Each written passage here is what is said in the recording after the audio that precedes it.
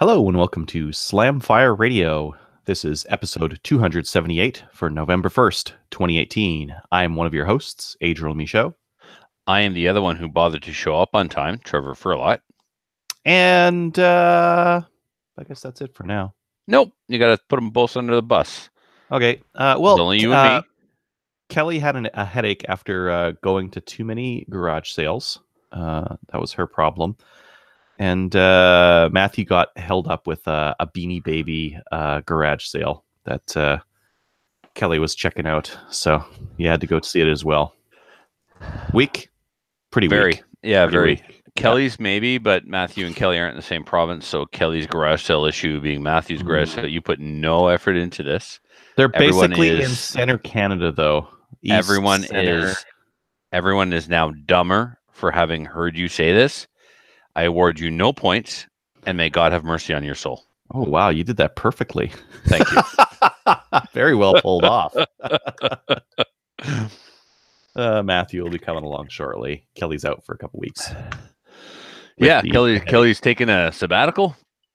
Yes. Yeah. Slamfire sabbatical. I think from us, really. It happens. She's not the first woman to, need a break from me. Just saying. Let's take a breather. Yeah. Just a little Trevor free time. Yeah, exactly. Let's see here. Why don't we get right into it? What we did in guns this week is brought to you by the Calgary Shooting Center, Canada's premier firearms retailer. Right now, they have the Sig Sauer M17 commemorative pistol for $14.59. This pistol is a 9mm strike-fired pistol. Comes with 3 10-round magazines. It's got a Coyote tan PVD coated stainless steel slide with the same optic cut as specified by the MHS contract. Is that because the Army is going to red dots on their pistols? Why? They say that it's got a slide cut, an optic cut. Oh, well, that's because of a feature they added to this model. It's not necessarily because the Army might, but carry optics is a thing. And for both competitive shooters and people who carry them for duty, or carry, if you will, as it were, carry optics. So it certainly opens up the option for the military to put RMRs on there. But it's cool. I checked it out, and I'm not sure the exact difference between this and what the military are getting, because it says something to the effect of, buy what the military has, almost, in air quotes, kind of. So I think, it's the civilian version of what the military are getting. I don't know what the exact difference is, but it's a very nice, if you're into the SIG and into the SIG P320 model platform, this is definitely worth checking out. Cool. All right. Did you want safety? It's got a safety on it? It's got a safety on it. No safety. I don't think military requirement. What's that? I don't think pistols really need those. I don't think pistols need those either. Yeah. Pistols are a defensive thing. And when you pull it out, seconds matter. Yeah. Rock and roll. Yeah. Did you want to start us off with what you did? Start us off. Yeah. So last week I talked about I was on my way to Fredericton for a MilSerp shoot. What was I thinking? You know me. I'm a black rifle guy. I'm an IPSC guy. Why in a million years would I ever want to go to a military surplus shoot? The whole thing kind of, I guess you can chalk it up to the poor organization of the match director. Like, the guy that was in charge of this really didn't do a very good thing. There was a real lack of communication as to what the expectation would be for the event. Like, he had a certain expectation and he had goals and we had goals. Like, we were expecting to go there. He's got a pretty mediocre collection of MilSerps, and we were expecting to go there and listen to him talk about the minutia of how he acquired this gun and who he screwed over to get this gun, and why this gun with this little marking here is worth so much less than this gun over here with this little marking, and notice how this gun doesn't shoot well because it doesn't have the proper head spacing, but I don't care. I shoot it anyway because I know more than gunsmiths do. We were really expecting that sort of thing, but in the end, we were just able to pretty much do what we want, shoot what we want. We weren't we weren't treated, I guess, if you will, to that history of his collection, and it was pretty disappointing, I gotta say. You And so, wanted the long diatribe of he got his different guns. well, it's kind of what he's known for, right? Like, see this gun right here? Well, I got this gun in 1989 for $200 Canadian Tire money and a gram of hash. So that's kind of like how he operates, and we fully expected that's what we would be subjected to. I mean, treated to. Mm-hmm. And it could be, Adriel, that the guy is watching live right now at Filthy's house, and I was put up to this.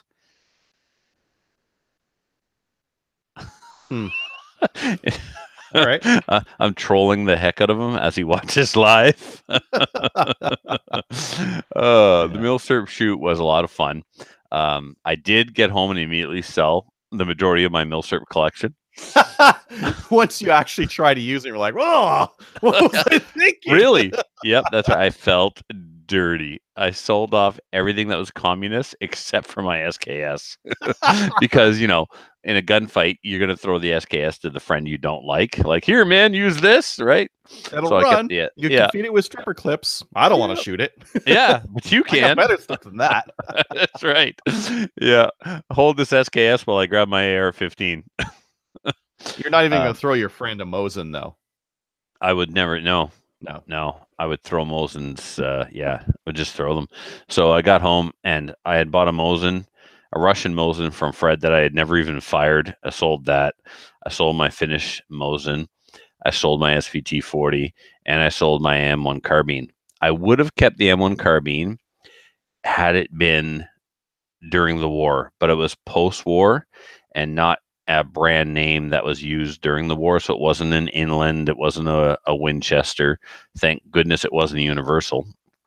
But anyway, the other reason why I sold it is it's not, I can reload for it, but the projectile, the bullet itself is not very common. I got to bring them in from Budget Shooter Supply is the only place I found them where I'm comfortable. Like, I mean, I'm sure there are other people who sell 30 carbine bullets, but I'm comfortable with the Budget Shooter Supply and dealt with them. And what kind of magic space 30 cal bullet is this thing taking? It's is it not a 308? It's like a 90. It's like a 90 grain round nose, full metal jacket. I think there may be some 110 grains out there. Barry's makes them, and I think Barry's is what Budget Shooter Supply was supplying. You got to make sure that they go a certain speed. You can't exceed a certain feet per second, otherwise the copper wash or whatever it is comes off and probably leads up your barrel really bad and stuff.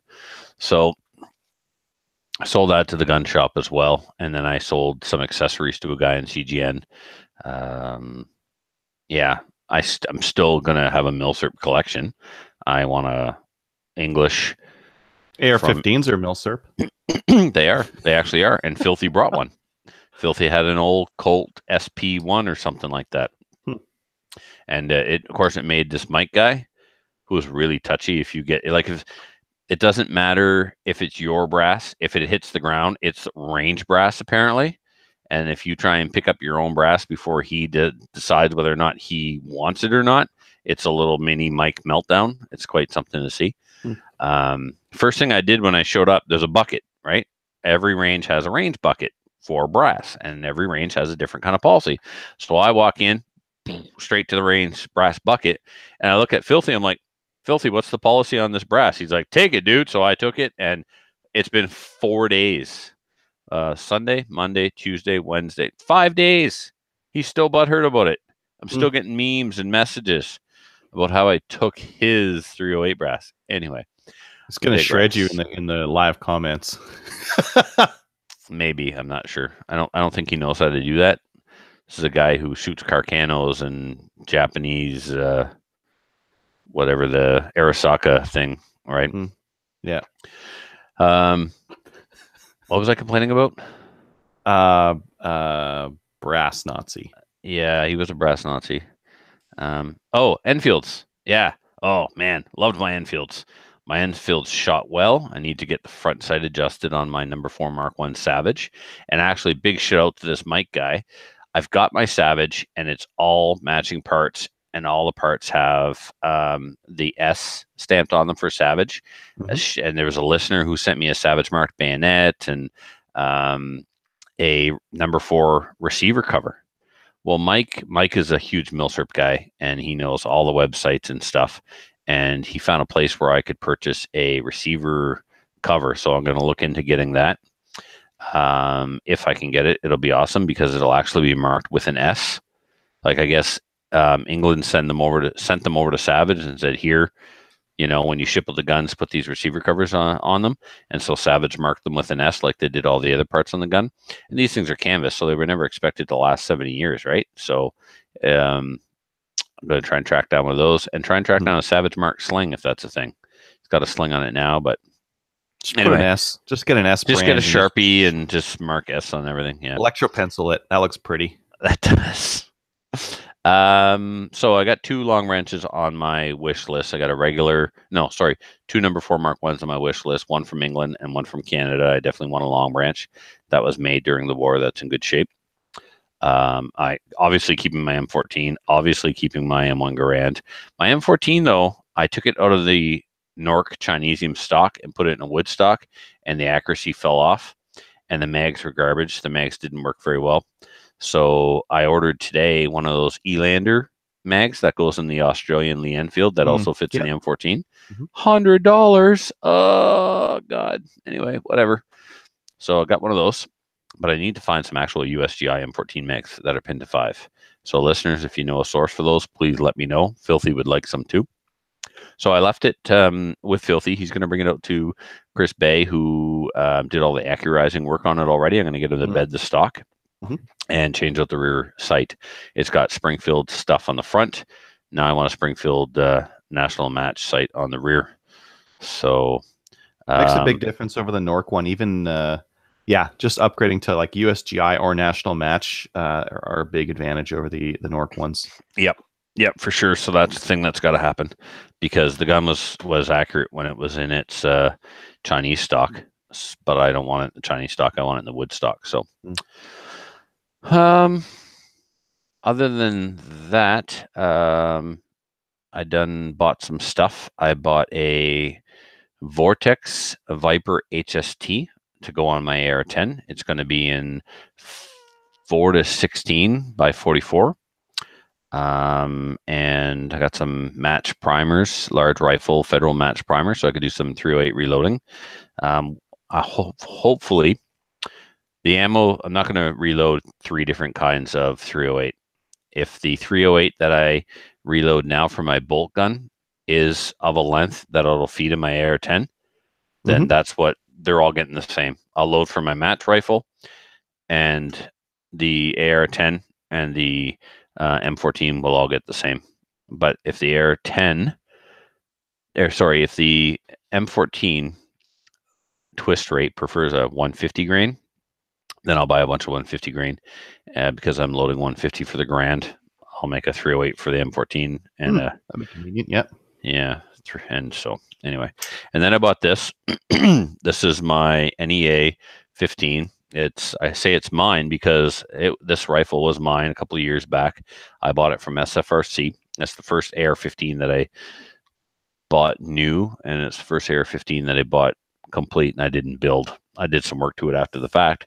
I put a Daniel Defense lower parts kit in it, and some Magpul stuff. Other than that, it's bone stock. This gun always ran, worked well, shot accurately. Put a scope on it once and shot, 1.5 groups at 100 with 55 grain ammo when it's got a 1-8 twist barrel. So I've always been happy with it. It was not my intention to buy it back, but here's what happened. I went into the gun shop one day and there it was. And I took it apart and looked at it and noticed that it had a Daniel Defense bolt carrier group in it. I thought, that's strange. Why does that have a Daniel Defense bolt carrier group? Oh my goodness. When I sold Snuffleupagus my Mark 18, I had accidentally swapped the bolt carrier groups. This rifle, this NEA rifle, had the Mark 18 bolt carrier group in it, and the Mark 18 had the NEA bolt carrier group in it. So I didn't want to rip off Snuffy. It was all unintentional and all that stuff. And I told him, I got him, first of all, to confirm that the bolt carrier group in his Mark 18 was not a Daniel Defense, and he did. So I said, don't worry about it. I'll make it right. So I struck a deal with Denis to basically, I wanted to get that bolt carrier group in his gun as soon as possible. So I said, I'll buy the rifle if you let me swap out the bolt carrier groups. So he did. So I gave him his Daniel Defense bolt carrier group the next day, and then I bought the rifle. Now I was fully planning on selling it, but then today I was online when I shouldn't have been, and saw that SFRC had the latest generation of NEA handguards. They look remarkably similar to the Maple Ridge handguards. Remarkably similar. So, not that one, right? A different one? Not this one. This is a Gen 2 NEA handguard, and I'm talking about like a Gen 3 or a Gen 4. They, like I said, they look remarkably similar to what I've got on my SLR. And, really a lot of the fat has been trimmed, and they're a lot lighter.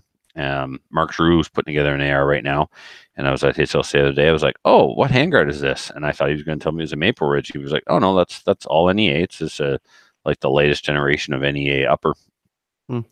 So I'm cruising SFRC today, and they've got Flat Dark Earth and OD Green NEA uppers on sale for $69. So how could I not? So since it's not going to match when it comes in, I think I will get Denis to Cerakote the gun, because the NEAs are always are kind of gray. I'm not sure if the viewers can tell or see that, but yeah, they're kind of gray. I can see it. Yeah. So I'm gonna have Denis take that new handguard and this upper and this lower and Cerakote them, and I'm not sure what I want to do yet. I think in the end I'll probably sell the rifle anyway, because I don't need 3 AR-15s now that I have an SLR. What am I going to do with 3 AR-15s? So I might sell it anyway. I might keep it for nostalgic purposes. I don't know. So I thought about doing some crazy cool Cerakote job, but I don't want to invest a bunch of money in a Cerakote job. I could get it done really cheap if I just go with one color. So that's probably what I'm going to do. Yeah, especially if you're going to sell it. Yeah, exactly. Right. And that's all I did. Adriel, what have you been up to? Just on the YouTube comments there, Greg May says he's got a stack of them, of those mags. Filthy M14 mags? Yeah. Filthy says that you went to Iron Sights Training Center after the Milsurp shoot. Oh, I did do that. Man, I was so concentrated on giving Mike a hard time. I forgot about that. So yeah, Filthy and Fred, the Squire, and I went to Iron Sights training. So this is a cool gun shop in Fredericton. It's owned by a vet and his brother. I don't know if his brother's a vet or not, but this guy is the real deal. Like, he used to kill people for a living for our country in exotic places around the world. And so he did this thing that I do in my classes. I'm like, I can beat you with your own pistol, right? And so he's got this simulator, and it's Glock SIRT pistols. So he said, I tell you what, I always offer everybody their money back. Let me have a run at the same stage you have a run at, and if you can beat me, you can have your money back. And I was like, no, I know that game. I play that game. So because I know how that game always ends, I'm going to say no. And I only have an hour to play, and I don't want to watch you play. I want to play. So Fred and I went at this thing, and I was toast, man. When I started, we had been shooting Milsurps all day, and I was tired and sore, and we were doing these courses of fire with the SIRT pistols, and the triggers are so heavy, and they kind of have a reset, but they're not a factory Glock trigger. They're good, but they're not great. It got to the point where Fred and I, during the dueling tree, he had to change. Anyway, Adriel, I was getting so tired that I was literally putting the gun in my left hand and then shooting with my left hand, and I'm left eye dominant and kind of ambidextrous. Like, I used to do some sports with my left hand, some with my right hand, so it wasn't a big adjustment. Anyway, it's cool. And then Fred and I had this epic. He was kicking my butt in the beginning on times and hits, but then as the old man came to life, I put him away. And till the dueling tree, he whooped me every time in the dueling tree. And there was this one epic battle.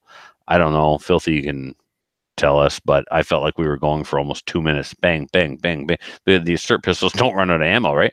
And we were both like, we couldn't pull the trigger anymore. We were just going 1 for 1. And then it became a test of stamina. And of course, Fred being like half my age and half my weight, he would beat me, but even he had to switch hands. So yeah, Iron Sights Training is a gun shop, and then they've got this projector overhead that projects scenarios on the wall, and you can use SERP pistols, or they've got this cool thing. And Adriel, this is cool. I don't know if you've ever seen this before. It's a CO2 conversion for your pistol. You put the conversion kit into the gun. The CO2 cartridge is in the weighted magazine, and it goes into where your magazine would normally go. And when you fire, it cycles the action with the same amount of recoil as plus P 9mm. Oh, interesting. So you could like actually feel the recoil and try to mitigate it. Exactly. Yep. So yeah, very cool. All right. What about you? My space gun came in. My future space gun. We both know I'm buying it. Yeah, this it seems to be a dumb deal already. This is a Chris Vector space gun with a very long Canada legal suppressor, aka barrel shroud. It's a Chris Vector Gen 1 in 45 ACP. Gen 2, they changed the stock. They changed the safety, went to a 45 instead of a 90, and they changed the trigger round on it. But other than that, it's very similar. And they're very popular in Canada because you can fire them on full auto very controllably, because the recoil actually goes down. So it holds the gun down rather than let it climb up on you. Actually, in Canada, we can't have full auto. So so it's neat because the muzzle doesn't climb as you fire it, but it's semi-auto only, and we only have 10-round mags. This looks like a huge stick mag here, but it's pinned. It'll only hold 10. So yeah, and they're not the Glock ones, eh? They're the Korean ones. KCI. These are KCI mags, but there's a load of them. Yeah, it came with 12. Yeah, crazy. Yeah. So if you find one that's just unreliable, just throw it in the garbage. Who cares? Yeah. Who cares? You got a dozen. Yeah. Very neat gun, and I'll do a review on it before I sell it to you, Trevor. But that won't take me too long. Yeah, I fired them before. They're really neat, and I'm glad this one's in 45 because I've got some 45 that's been sitting on my shelf, and I kind of want to burn it off. So this will be perfect for that. Yeah, I mean, I would like. There's one at the shop, a Gen 2. The suppressor's not round; it's that square. It's square. It looks really badass, and it's in 9mm, and it's white and black. And even though I would get a good deal on it, I still won't get as good a deal as I will on that, because that's Gen 1 and used and dirty, and it's got used and dirty. Barely, it's barely good for anything. Right? I know, right? It's got KCI mags, so lots of them. Yeah, I know. There's still KCI mags. Yeah. 12 KCI mags are worth about the same cost as 4 Glock mags. Am I right, Matthew? Yep, definitely. There you go. So, carry on. Carry on. Is it normal? Yeah. So everything's normal. Nothing's changed. All right, good. Let's see. My Red Hill tactical holster came back. So before this had quite a bit of fore aft movement in it, and that is gone. There's no more fore and aft movement. What do you mean came back? Did you send it back to them? Yes, I sent it back to them. They worked on it and they sent it back to me, and it is perfect now. Nice and clicky in there, and no movement at all in that holster. So very happy with what the work they did on that. My ammo and belt came in from Tenda. I got another. I need to correct somebody right off the bat. Oh, who was that? Anyway, not me. Mark Hache needs to know that it was not I, but the other instructor who misspelled his name on his certificate. So was it me?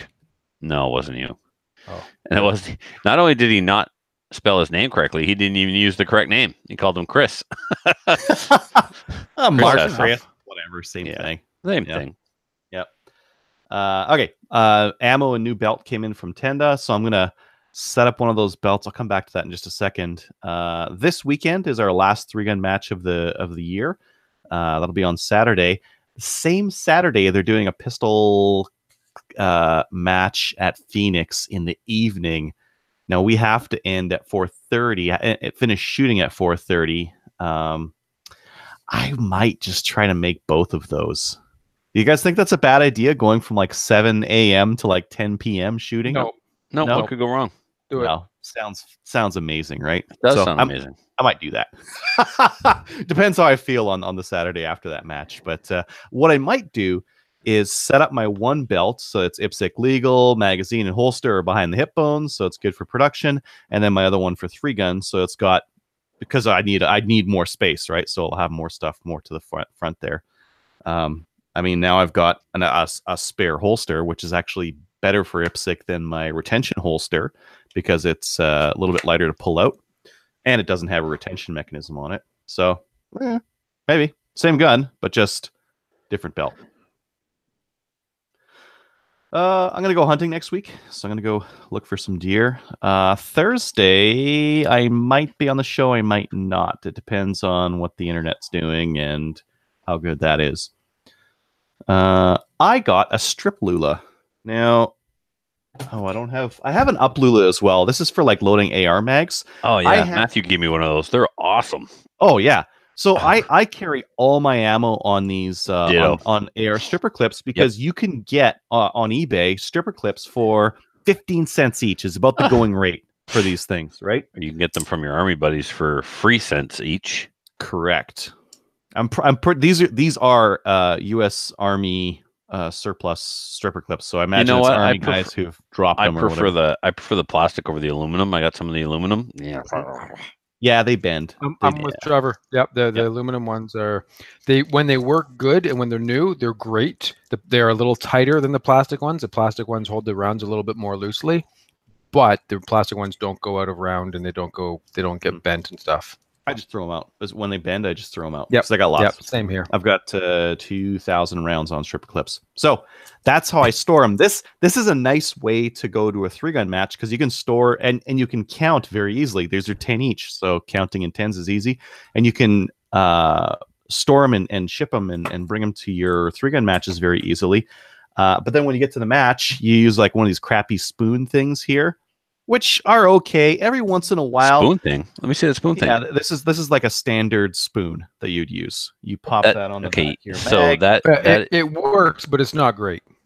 Yes. Sometimes what this one allows the stripper clip to go into the magazine, which really screws things up because there's a couple little dimples on the edges of the stripper clip that are supposed to stop it in there, but they don't. So it must be an abortion. This thing is complicated. Yeah, I imagine like if you just use them once, like they're meant to be used, then it's fine. Yeah. But as soon as you start like loading thousands of rounds through one of these things, they go out, they get out of spec. They're gonna deform and wear out. Yeah, exactly. That's where strip lula comes in, and you pop that guy on the back of your magazine, and you grab your stripper clip, and with the clip or without, both work. Pop it in there. Yeah, really. Yeah, you can put the rounds in one at a time if you want, Trev.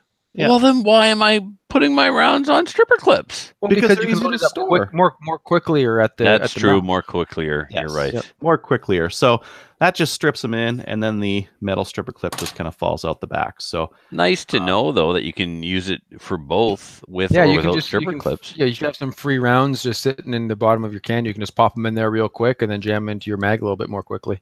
Yeah, nice. Quicklier. More quicklier.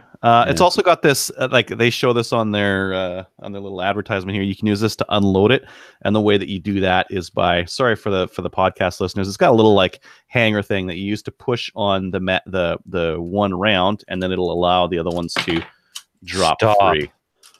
You didn't use it that way. See, you can do it that way. That's the correct way to use it, I think. But what I do is I just grab that thing and I use that as my thumb. This is like an adolescent boy figuring out his anatomy is not just for peeing. I'm amazed right now. Yeah, I mean these loose I've had that thing forever. Had no idea. You can pop them in there. Like they'll just come out. There's nothing hanging onto them there. But if you want to, you just kind of throw them in like that, and then you take that top guy over top there, and you just pop in your extra ones. So it's good for topping off mags. That thing will lock in there. Amazing. And yeah, Yeah. So for guys who are running stripper clips, this is the way to roll. Yeah. Yeah, there's another one, a plastic version for loading your mags with stripper clips. Mhm. It's made like a U. The bottom fits over top of the mag, stripper clip in one end, bullet tips facing the other end. You push down, but it's a one-trick pony. Now that thing does all kinds of stuff. Yeah, I mean I'll 99% of the time I'm going to be running them off stripper clips, but every once in a while you have a magazine, you're like, I just need like one or two in there, and then you'll pop this guy on here and feed in the extra one or whatever you need, right? Yeah, I always used to do that when I was running Beowulf mags. You'd put in 10 and then just like loosely throw 4 or 5 more on there and just jam them in. Yeah. Not that you can't do that with one by ones, but of course you can do it, but it's just and then last thing, I've been doing a bit of cowboy action. What? No. Hang up. No. Bye. Well, it was nice knowing you, Adriel. See ya. Fire Radio is now looking for a replacement for Adriel. Yeah, I've been really gaming it. Using your Glock, your semi-auto shotgun. Playing Red Dead Redemption on PS4. Oh goodness. I thought I'd throw that in there. That is funny. Yeah, I was gonna say because I don't remember you getting any revolvers or old style shotguns or lever action. So no, that's I didn't figure you actually. So is it any good? The game? Oh, it's amazing. Yeah. Yeah. The gun handling and shooting and stuff is cool. Yeah, the whole game is really good if you like those open concept, open world games. But yeah, very cool. I just wanted to use the cowboy action shooting joke in there. I had no intention of taking this any further. Well, I mean, there's guns in the game, right? And so I just, you know, we could loosely somehow get it back on track. As what I was just trying to do. That's well, that's good, Matthew, because the fact is you're lead host this week, and I like how you guys started without me. That's the way to do it. Why wait? And you're up. What did you do this week in guns? I didn't do anything besides run into another coworker who is with a truck. Yeah, I didn't like him, so I just ran him over. No, it was one of my coworkers at the new school. Is a gunny. Didn't realize, and really, he was talking about going hunting, and so I said, "Oh yeah, blah blah blah." We just chatted hunting guns a little bit, and I said, "What do you have for a rifle?" He says, "Well, I've got about 14 of them." Okay. And then he says, "Yeah, and some handguns." And he was kind of looking at me like, "Yeah, you know, how's this guy going to react?" I'm like, "Oh, that's pretty cool. So you just shooting IPSC and stuff with it?" And he's like, "Oh, okay, you're a gun guy too." So we chatted guns a little bit, and so do I know him? Is he an IPSC guy? What's that? Is he an IPSC guy? He was. He's not now, but he's going to get back into it if I have anything to say about it. Nice. So I'm going to try to get him back in. I said, "So have you heard of Slamfire Radio?" "Oh, yeah, I've heard of that. I haven't given it a listen yet, but." I'm like, "Yeah, well, I'm one of the hosts. I don't feel too bad, but you're going to hurt my feelings if you don't start listening." So, Carl, if you're listening, here's your shout out, Slamfire Radio. So, I'll see you at school tomorrow, I guess, if I show up. But if I bother to go to work tomorrow, Carl. If I bother to go to work tomorrow, I'll see you there. But anyway, yeah, no, just I haven't had a chance to go out and do any shooting or anything. There is so those 3 groundhogs that I took care of. There's another one there now. So I have the opportunity to go back and get another one. I haven't gotten there yet, but that will be something that will be coming up soon, I think. So I'll get a little bit more shooting in a little bit anyway, maybe 1 or 2 rounds. Cool. I got to get out and get after some birds or something. I just haven't had a chance yet this year, but I'll get there. Yeah, I might go this weekend too. Muffin's going away deer hunting, so I might be going with somebody else instead. Oh, yeah. Well, why don't you drive down over here? Just a quick drive, just a quick jaunt across the province. If I didn't have a plan, or if I didn't have a trip planned to Toronto for the North Silva show and needed to save my pennies, I would, but North Silva. So what you're saying is you like North Silva more than you like me. Yeah, something about a free trip, free food, free sushi bar, free bar, and guns. It's all free, apparently. Yeah, well, yeah. If you're going with a dealer or whatever. So I'm going as an employee of Denise shop. Right. Yeah. All right. Well, what I'm saying is if he's paying for you to go, you don't need to save your pennies. You can come over here and go deer hunt or bird hunting. I'm trying to say. I have a feeling I'll be spending money one way or another. Yes, I know. I'm just messing. It's all good. I know. You got the notes open? Yeah, I think so. Right. So what's going on next? Upcoming events. Kelly, what'd you do? Oh, Kelly's not on. 100% Kelly for you this week. Is that a good thing or? 100% less Kelly. Upcoming events. If you got an event, let us know. But we don't have any upcoming events. Except for if we have any 3 guns coming up or any Maple Seeds coming up. Check out 3gun.ca or mapleseedrifleman.com if you want to know. Is there anything coming up that you know of, Adriel? Without checking, no, just like off the top of your head? The season's over. Like I'm doing a match here. I think the only club that's going to be going into the winter is PFIC on Vancouver Island.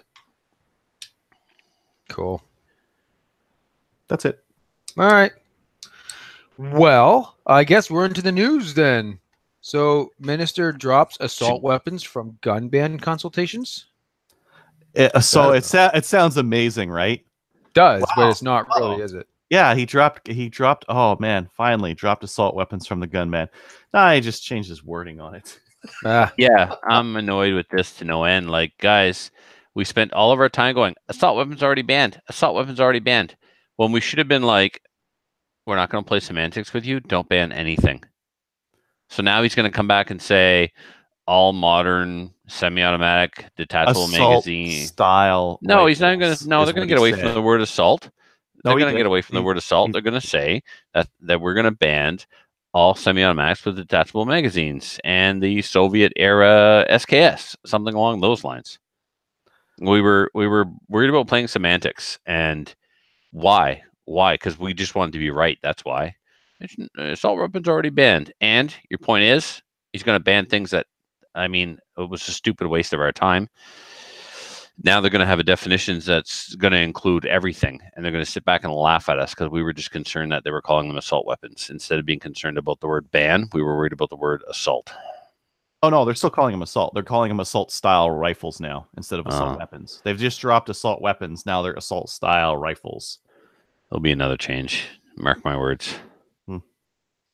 Anyways, that's too bad. That's in the news. Yeah. Well, hopefully we don't get the Liberals getting back in power, and hopefully this won't be an issue. Right. But we gotta wait and see on that. Because just to be spiteful, Matthew, they'll try and push this through before the election next year, and then the Liberals will have, or the Conservatives may or may not. They might make a platform thing, right? Yeah, that's what I'm thinking. They may try to push it through, Trev, but I think they also may want to use this as a platform because they're running really weak right now. And so they want. Well, when your leader is weak, everything else is weak. Yeah. Yeah. He's still weak a month.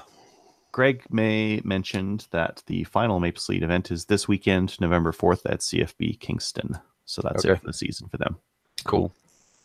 I'm going to suggest before we cover the next news story, we either skip it all together or do it after our main topic because our guest is standing by. What do you guys want to do? Let's move it to next week.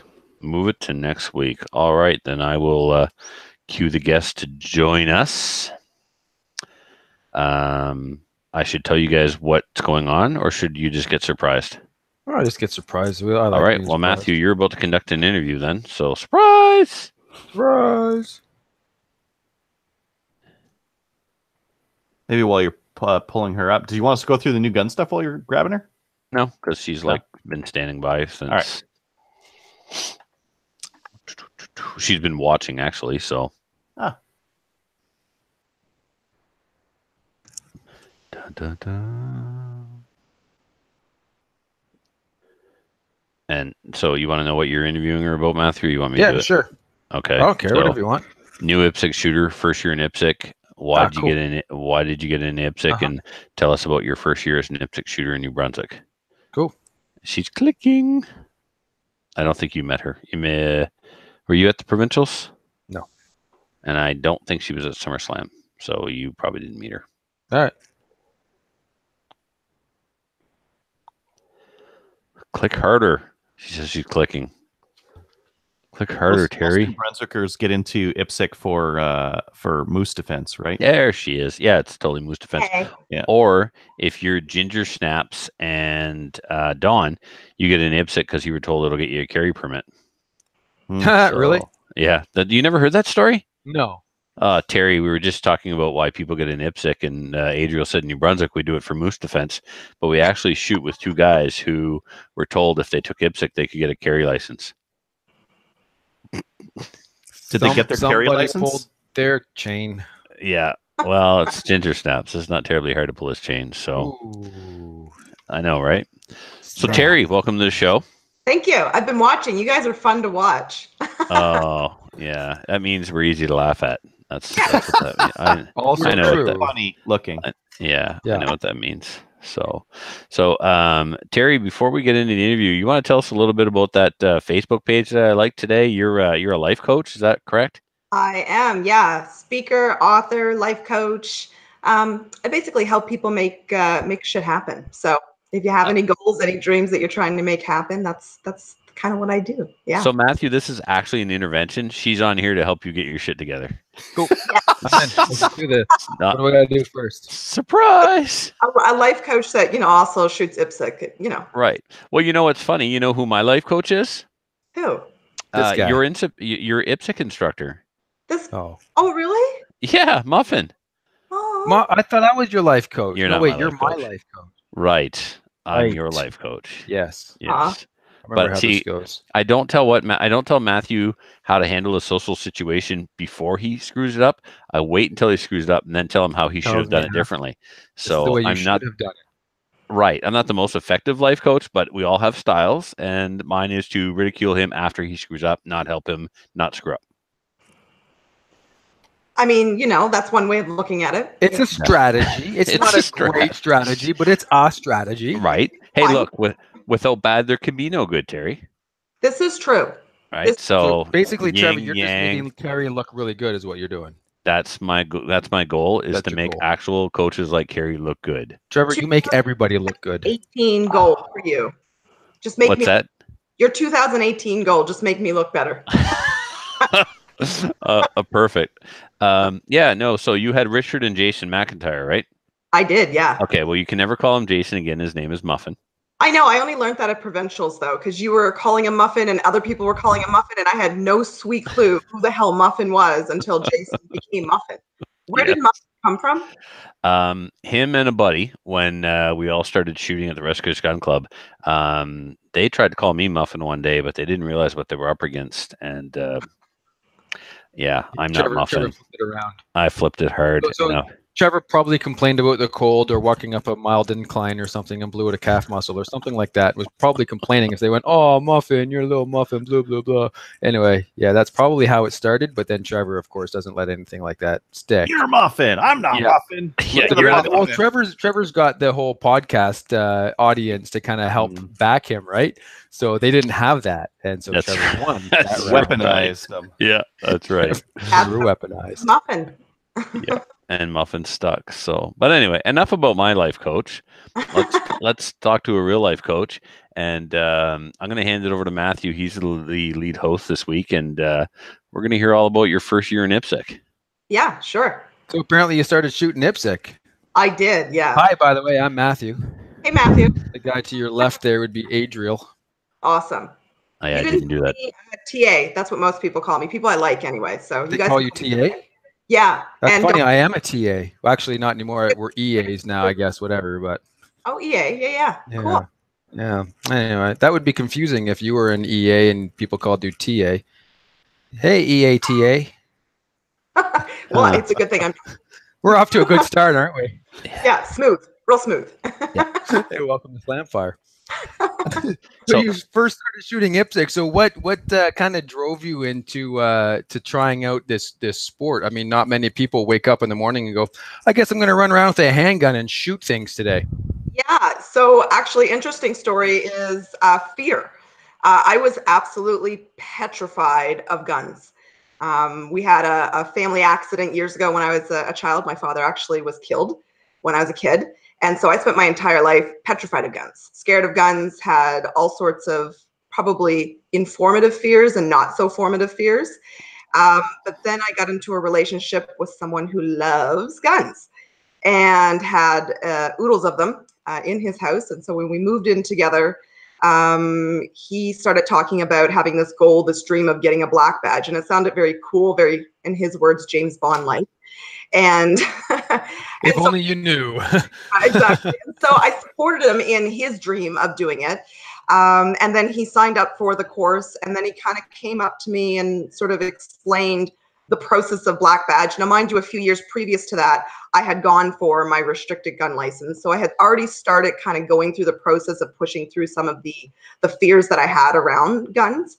And then, yeah, the black badge came to our city, our town, and I was asked if I wanted to join. Actually, I was kind of asked if I was okay if the black badge would be in my loft.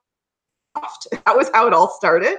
Oh, that's right. The classroom portion was at your place. That's right. And so that's kind of how like I got swindled. Like, hey, it's going to be a bunch of guys with that like guns that are going to come to your garage, and it's like a pretty little office, and you know, do you want to like come?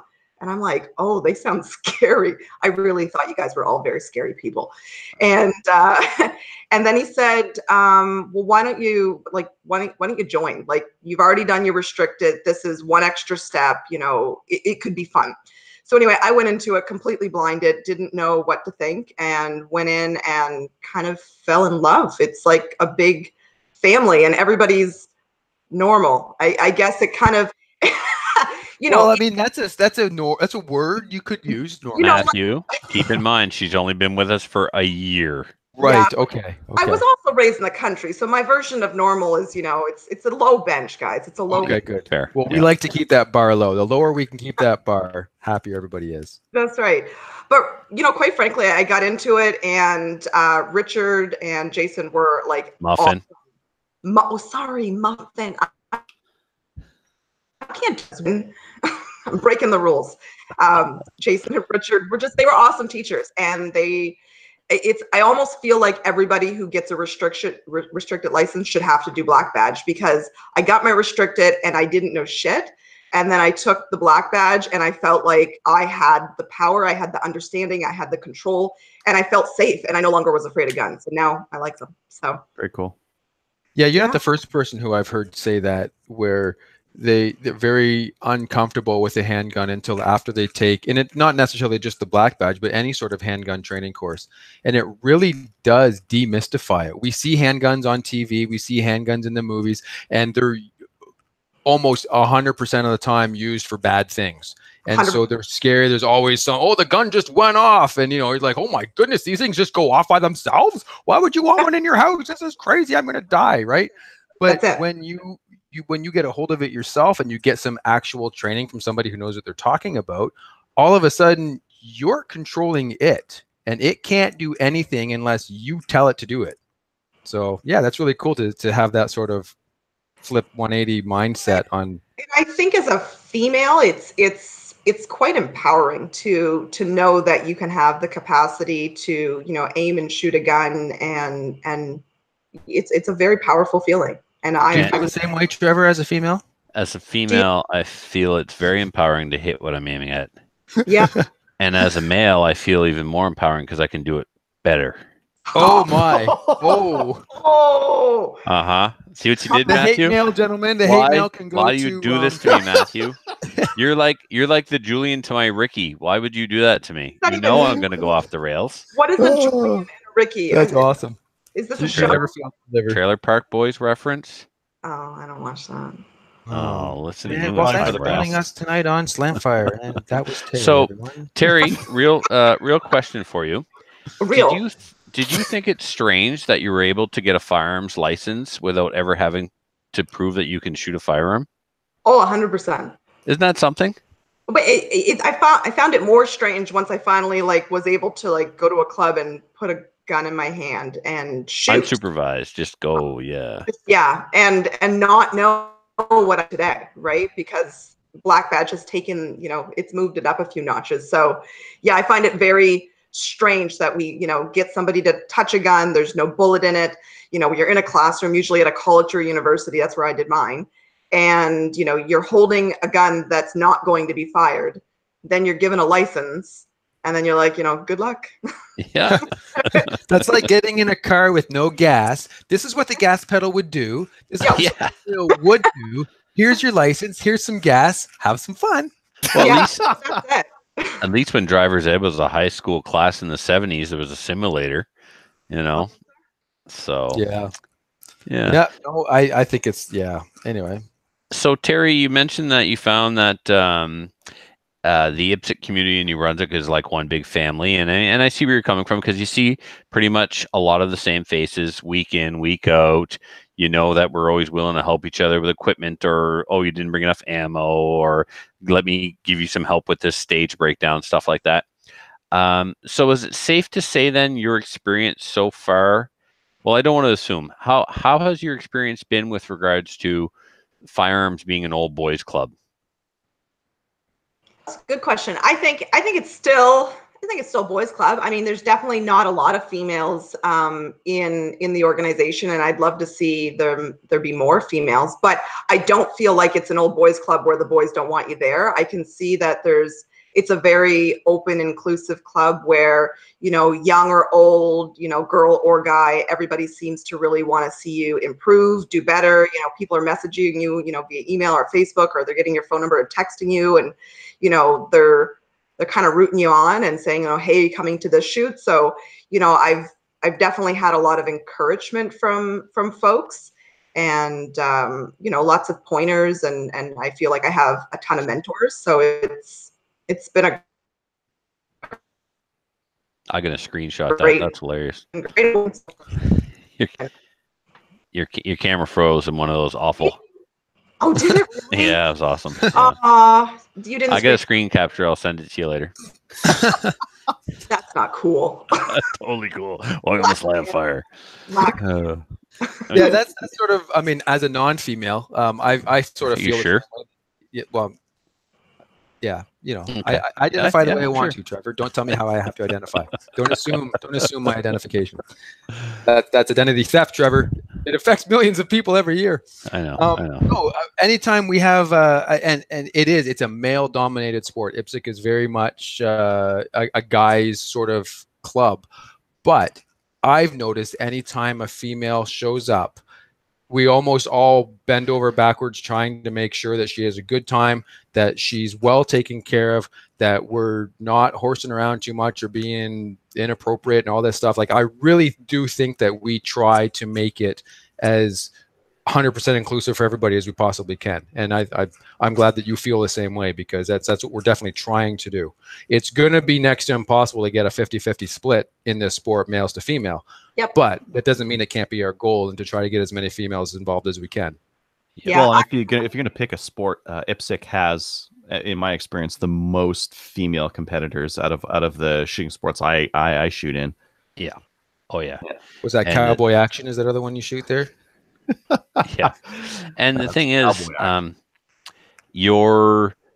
it's not a sport where you need to be a man to be good. There are women shooters that are among the best in the world and beat men every day. That's the nice thing about guns, is it levels the playing field. If you can run fast and you can shoot accurately, you're going to be just as good as any other guy. And even in the real world, 120-pound petite female walking through a dark alley in Chicago can take out a 6'6" thug with her 9mm if she needs to, if he comes after her, right? The gun levels the playing field, and it's not this playing field, huh?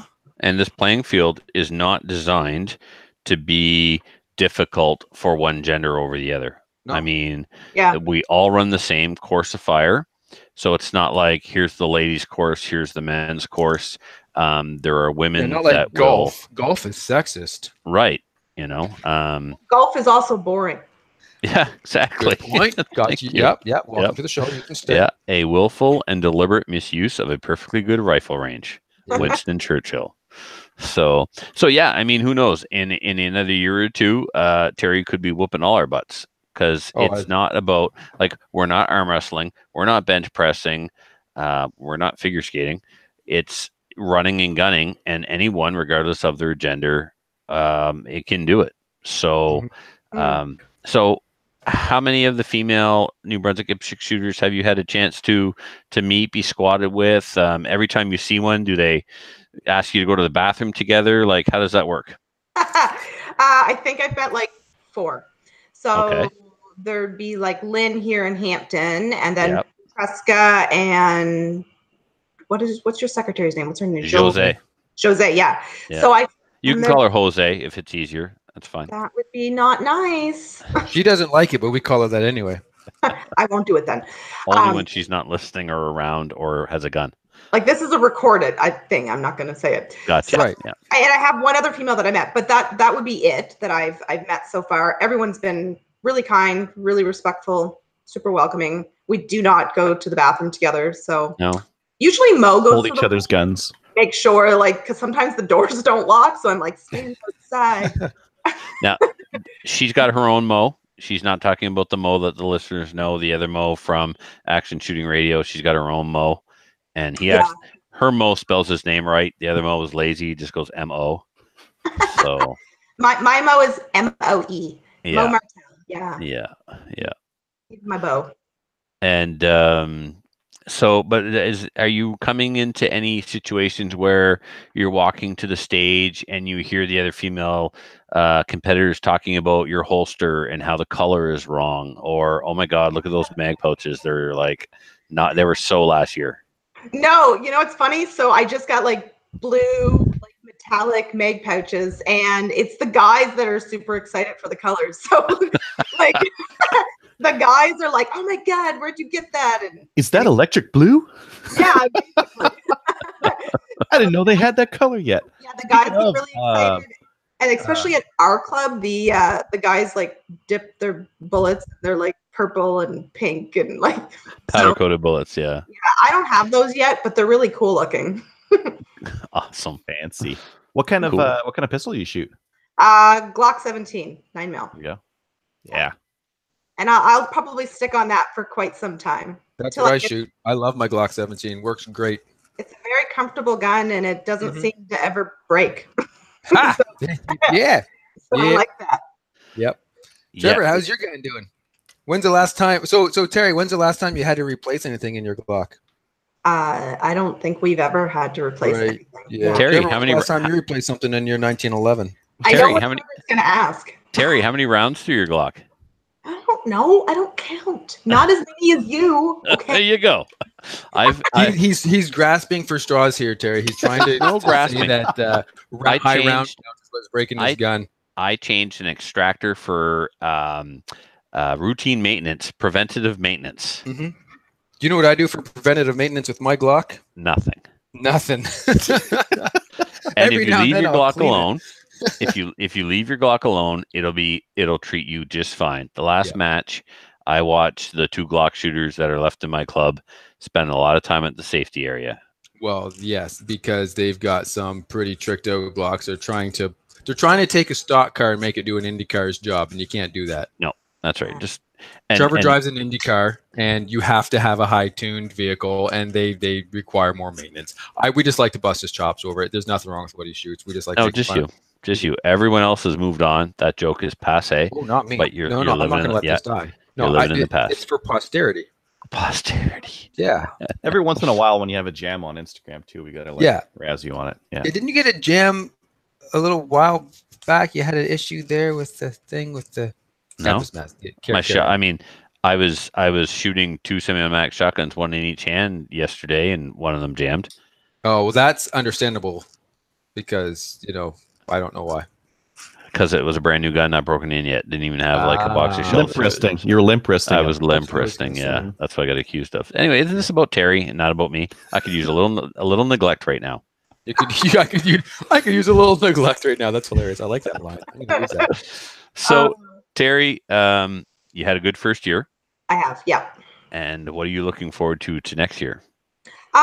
Getting to be a better shot for sure. Running a little faster. I run now. I walked at the beginning, so I'm Good. like I get like a little bit of a bunny hop to me, but I'm definitely not as fast as your Mo.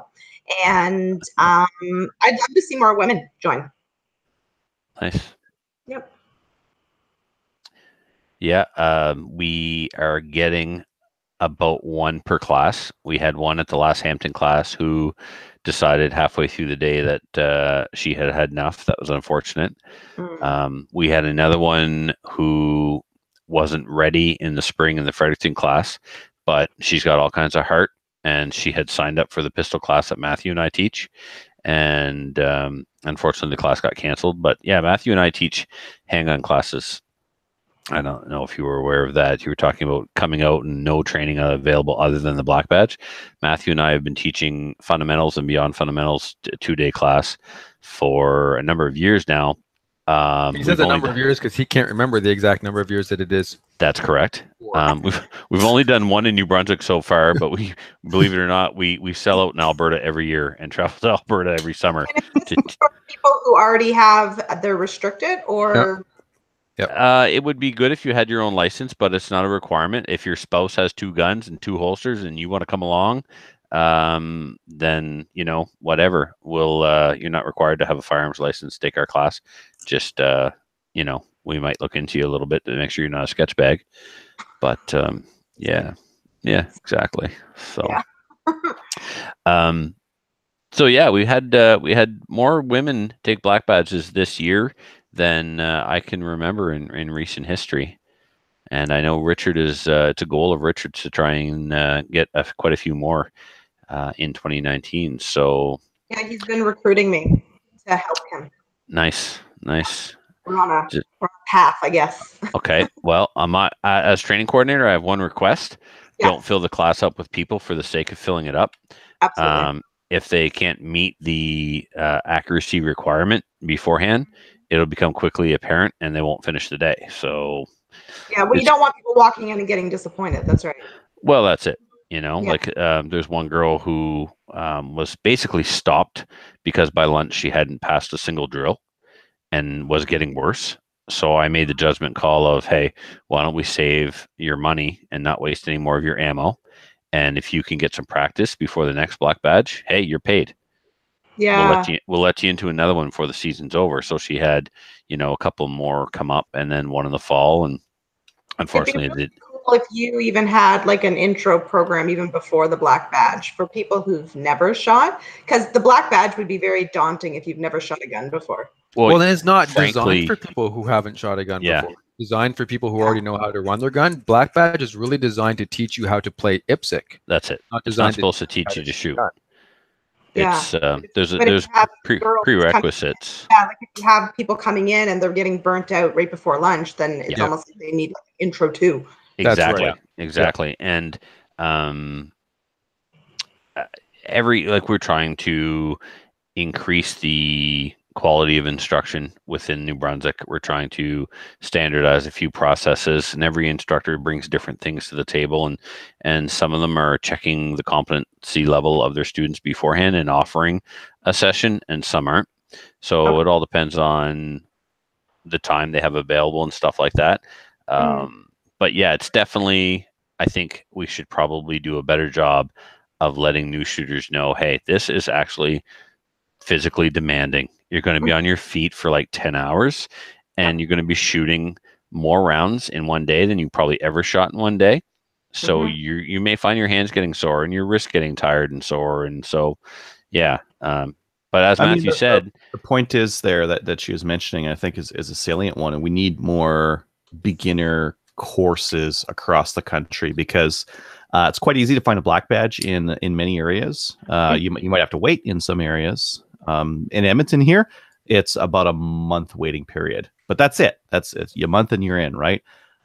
So like having more of those fundamental, like bare fundamentals might be a thing. I don't know. I think a lot of people like rely on their friends and family for that kind of stuff. Yeah. But sometimes you end up with like just bad habits anyways, right off the get-go. Yeah. So that's true. There's a lot of variety there. Yeah. Yeah, no question. So do you think there's a need for that then, Terry? Is that something that you would have signed up for had you had the opportunity before? Yeah. Absolutely. Yeah. Okay. I can see like, it's an intimidating sport, but it's the nerves of people, right? Because there's a lot of basics that once you get the basics, the fear kind of dissipates and then you can kind of take on the challenge of, okay, how do I become a better shooter? Right. Yeah, maybe like a 3-hour course where it's like, let's shoot at a bench. And by the time we're done, you will be able to shoot a pistol and safely put it down on the bench and be done with it kind of thing. Yep. Because it's just that process of getting over that and understanding sort of the basic rules and dynamics of, being a black badge, being an IPSC. And then And yeah, the full black badge is daunting, and it's physically demanding, and it's emotionally demanding, and you get hungry a lot. Yep. Yep.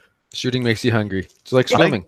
I think part of that is as adults, we get into adult life, and some of us don't do any other sports, and then we forget about like, oh yeah, if I'm going to spend 10 hours outdoors, I need some water. I need a lot of water and food and snacks and all these things and sunblock. And if you forget your sunblock, well, you can go sit underneath an umbrella. You're out in the sun, right?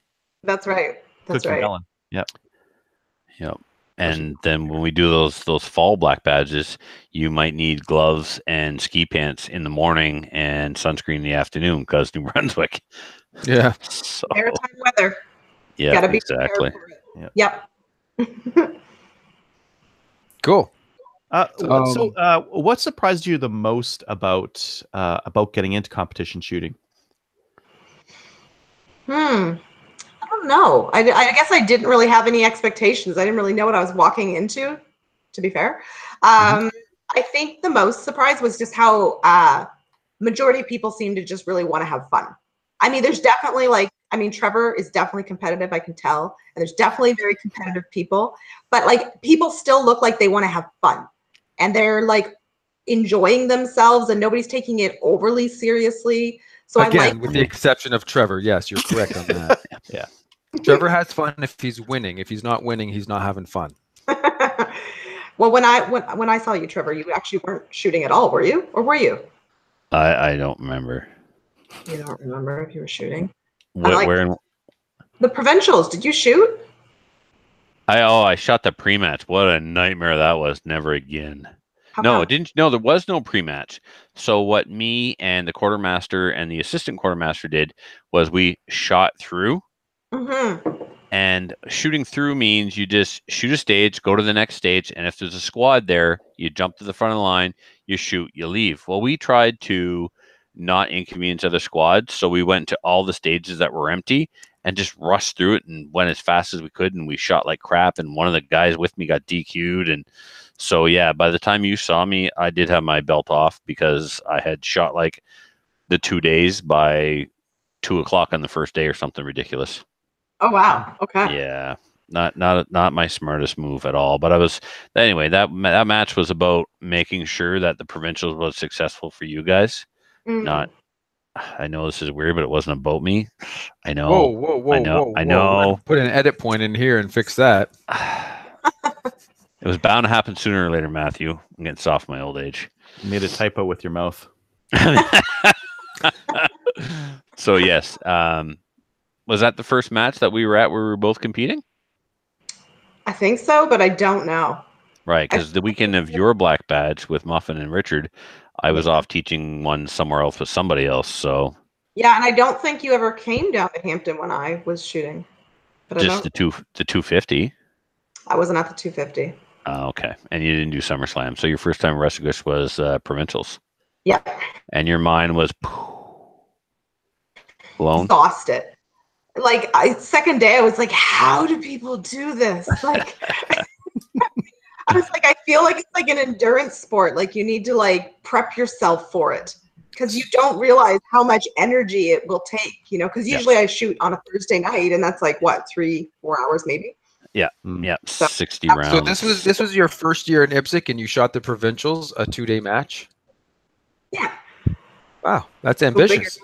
That's kind of what, I sort of did the same thing. It's sort of Trevor, first year of IPSC, shot SummerSlam. It's like, just jump in with both feet. Why not? Just why not? Have fun or don't. Well, it sounded like a fun idea, and it was a great opportunity to meet like everyone else, right? Because we're here in Hampton, so It was super fun, and everybody was really nice. Yeah, we're pretty nice. And Mo won a hat. Well, that's basically worth the trip right there.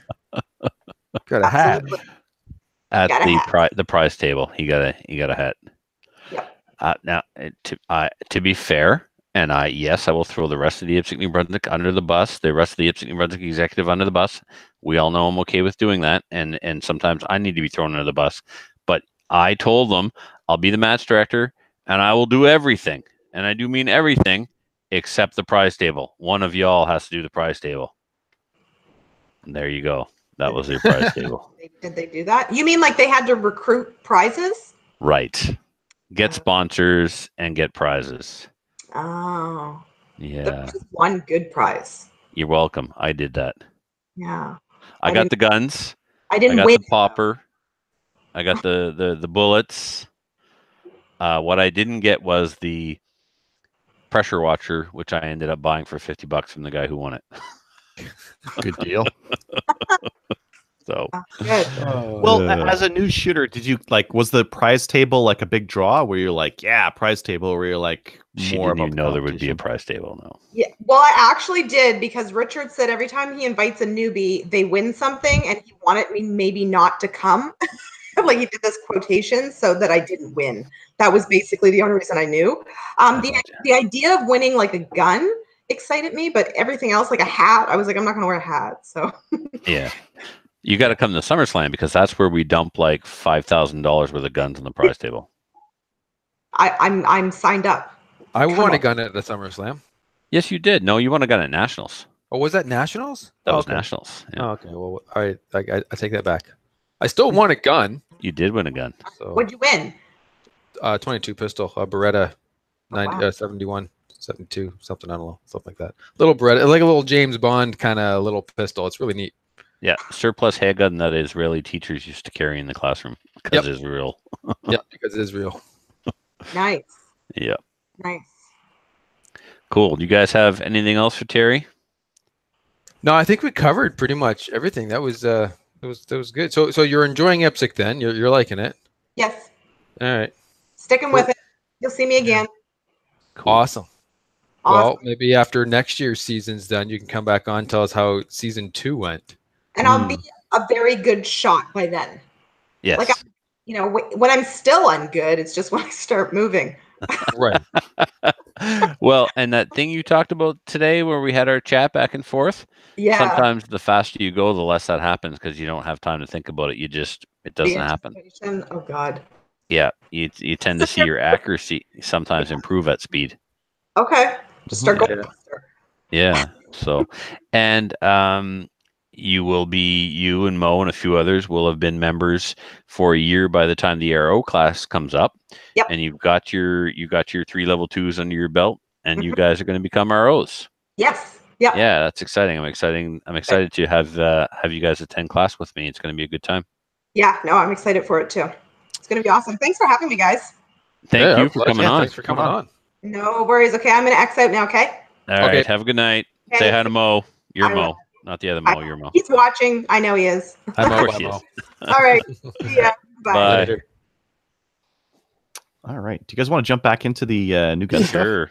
Yeah. There's some interesting ones in here that I wanted to talk about. We're not even going to take a second to talk about how awesome that was. We're just going to throw her out of the car and move on. Well, at least it's not the bus. Yeah. Well, she's not going to go under the bus. So full disclosure, I don't know Terry from a hole in the ground, and I had no idea that she had a history or a past with firearms.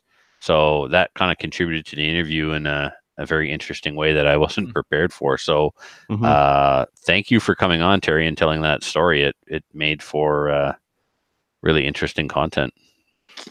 Definitely. Mm. All right, so All right. now we go Matthew, to you're the host. stuff. I don't know. You're the lead host, Matthew. Run this thing. Gun stuff. All right, then. I'm not doing it. Somebody else do it. You're lead host. Yeah, no, I'm telling you guys to do it. I'm delegating. All right. Anybody but me. Mystic Precision is selling some 22 Creedmoor barrels. So 22 Creedmoor. What is yeah, that's what I thought. What? That sounds silly. 22 Creedmoor. What kind of silly round is that? It's actually pretty interesting. So imagine like a 22 250. It's kind of like a 308 neck down to 22 caliber, right? Basically. Yep. Yeah. I know it isn't. It's actually a different case, but who cares? Imagine something similar, but now you can shoot heavy bullets, because most 22 250s are made for like 40, 50 grain kind of thing, right? They're not made for these heavy bullets. 22 Creedmoor, most guys are shooting them with 90 grain burgers, 80 grain burgers, and they're getting 3,000 to 3,500 FPS out of these things. And they can feed these out of 10 round mags, because there are more magazines available that that run 6.5 Creedmoor because it's very similar to the 308, and it works in a short action. So Jerry over at Mystic Precision was selling some of these barrels, and that's what I was interested in. And he was talking to Ryan Stacy about the cartridge and that kind of thing. So coyote round, long range, and kill that thing dead because you're whacking it with like a lot of energy way out there compared to like a 2250, which again is like got as much powder, but is throwing a lighter, it's just a much smaller bullet. Yes, much lighter. It loses its and is more affected by the wind and all that other stuff. Yeah. So that's cool. No, the Creedmoor sounds like an interesting cartridge for sure. I thought it was interesting in the application benefits compared to the other stuff. Now it's still not a standard cartridge. It's still weird, but there are still memes about people who shoot the Creedmoors. Correct. Yes. Yeah. So if you want to be part of that meme and identify with that, maybe a Creedmoor is for you, however. It's the 253,000 Savage is its parent case, by the way. That's correct. Yeah. I didn't know that till just now. I thought I'd look that up because I forgot. Yeah, no, it's pretty close to a 308. Anyway, so those are out. Yeah.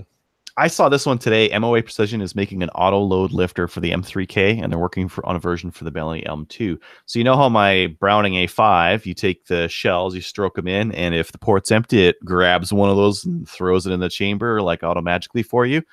Automatically. Yes, automatically. Yeah. Love it. Yeah. Those guys are making one for the M3K and for the Benelli M2, which will be amazing because then you don't have to port load. You just feed them through the bottom and that's it. You're good to go. So super exciting for S3 gun guys. Not so much for most other people. Maybe for duck hunters. Would you use that for duck hunting? Load it, grab a couple extra rounds and then get a couple of extra shots off on the ducks. Maybe, I don't know. Yeah, definitely. Yeah. Why not? Why not? The next one here, Iron Guns has the Howa precision rifles in 6.5 Creedmoor and 308 for $5.99 US, which is pretty inexpensive. I'm not sure about the look of these things. I'm just clicking there now to see because you have you're pretty opinionated in the show notes here about how I'm not very opinionated on the looks of guns very often. I'm pretty okay with like pretty ugly looking guns. I think these things this time you're downright offended. Oh yeah. This is look, it's function over form, obviously. If these things better shoot good. Oh, then you just described my prom date. Where is this? This gun better have a great personality because this better have a great personality. Is this the Miss Congeniality winner of guns? Well, it's a priced winner, definitely. The price. Oh, yeah. What the hell? It has the lines of the word? It's so hard to describe the lines. Ugly. Like the front half, it's an AR. The back half of it is like an SKS chassis in the back of an SKS. Yeah, it reminds me of like one of those old SKS chassis where that they tried to put the aluminum stuff on, and it was. The thing is, Howa makes nice stuff, though. Look how it makes like generally good barreled action rifles. Look at this thing. Well, probably shoots lights out. It's just like I said, it's function over form. Yes, doesn't necessarily look good, but it probably shoots great. Yeah, and that Mm-hmm. Okay. All right, art teacher, back up. Christina says the patterns are conflicting. Yes, the patterns are conflicting. Yeah, it's a little bit camouflage. Yeah. Hey. Hey guys. We just got photobombed, or I think basically, I'm not sure what the term for it would be. Is that the first time? That's the first time I've ever seen Christina on camera for she popped on once before, but I wasn't talking, so no one saw it because it wasn't on me. But it was hilarious what she had done. This time there was noise being made.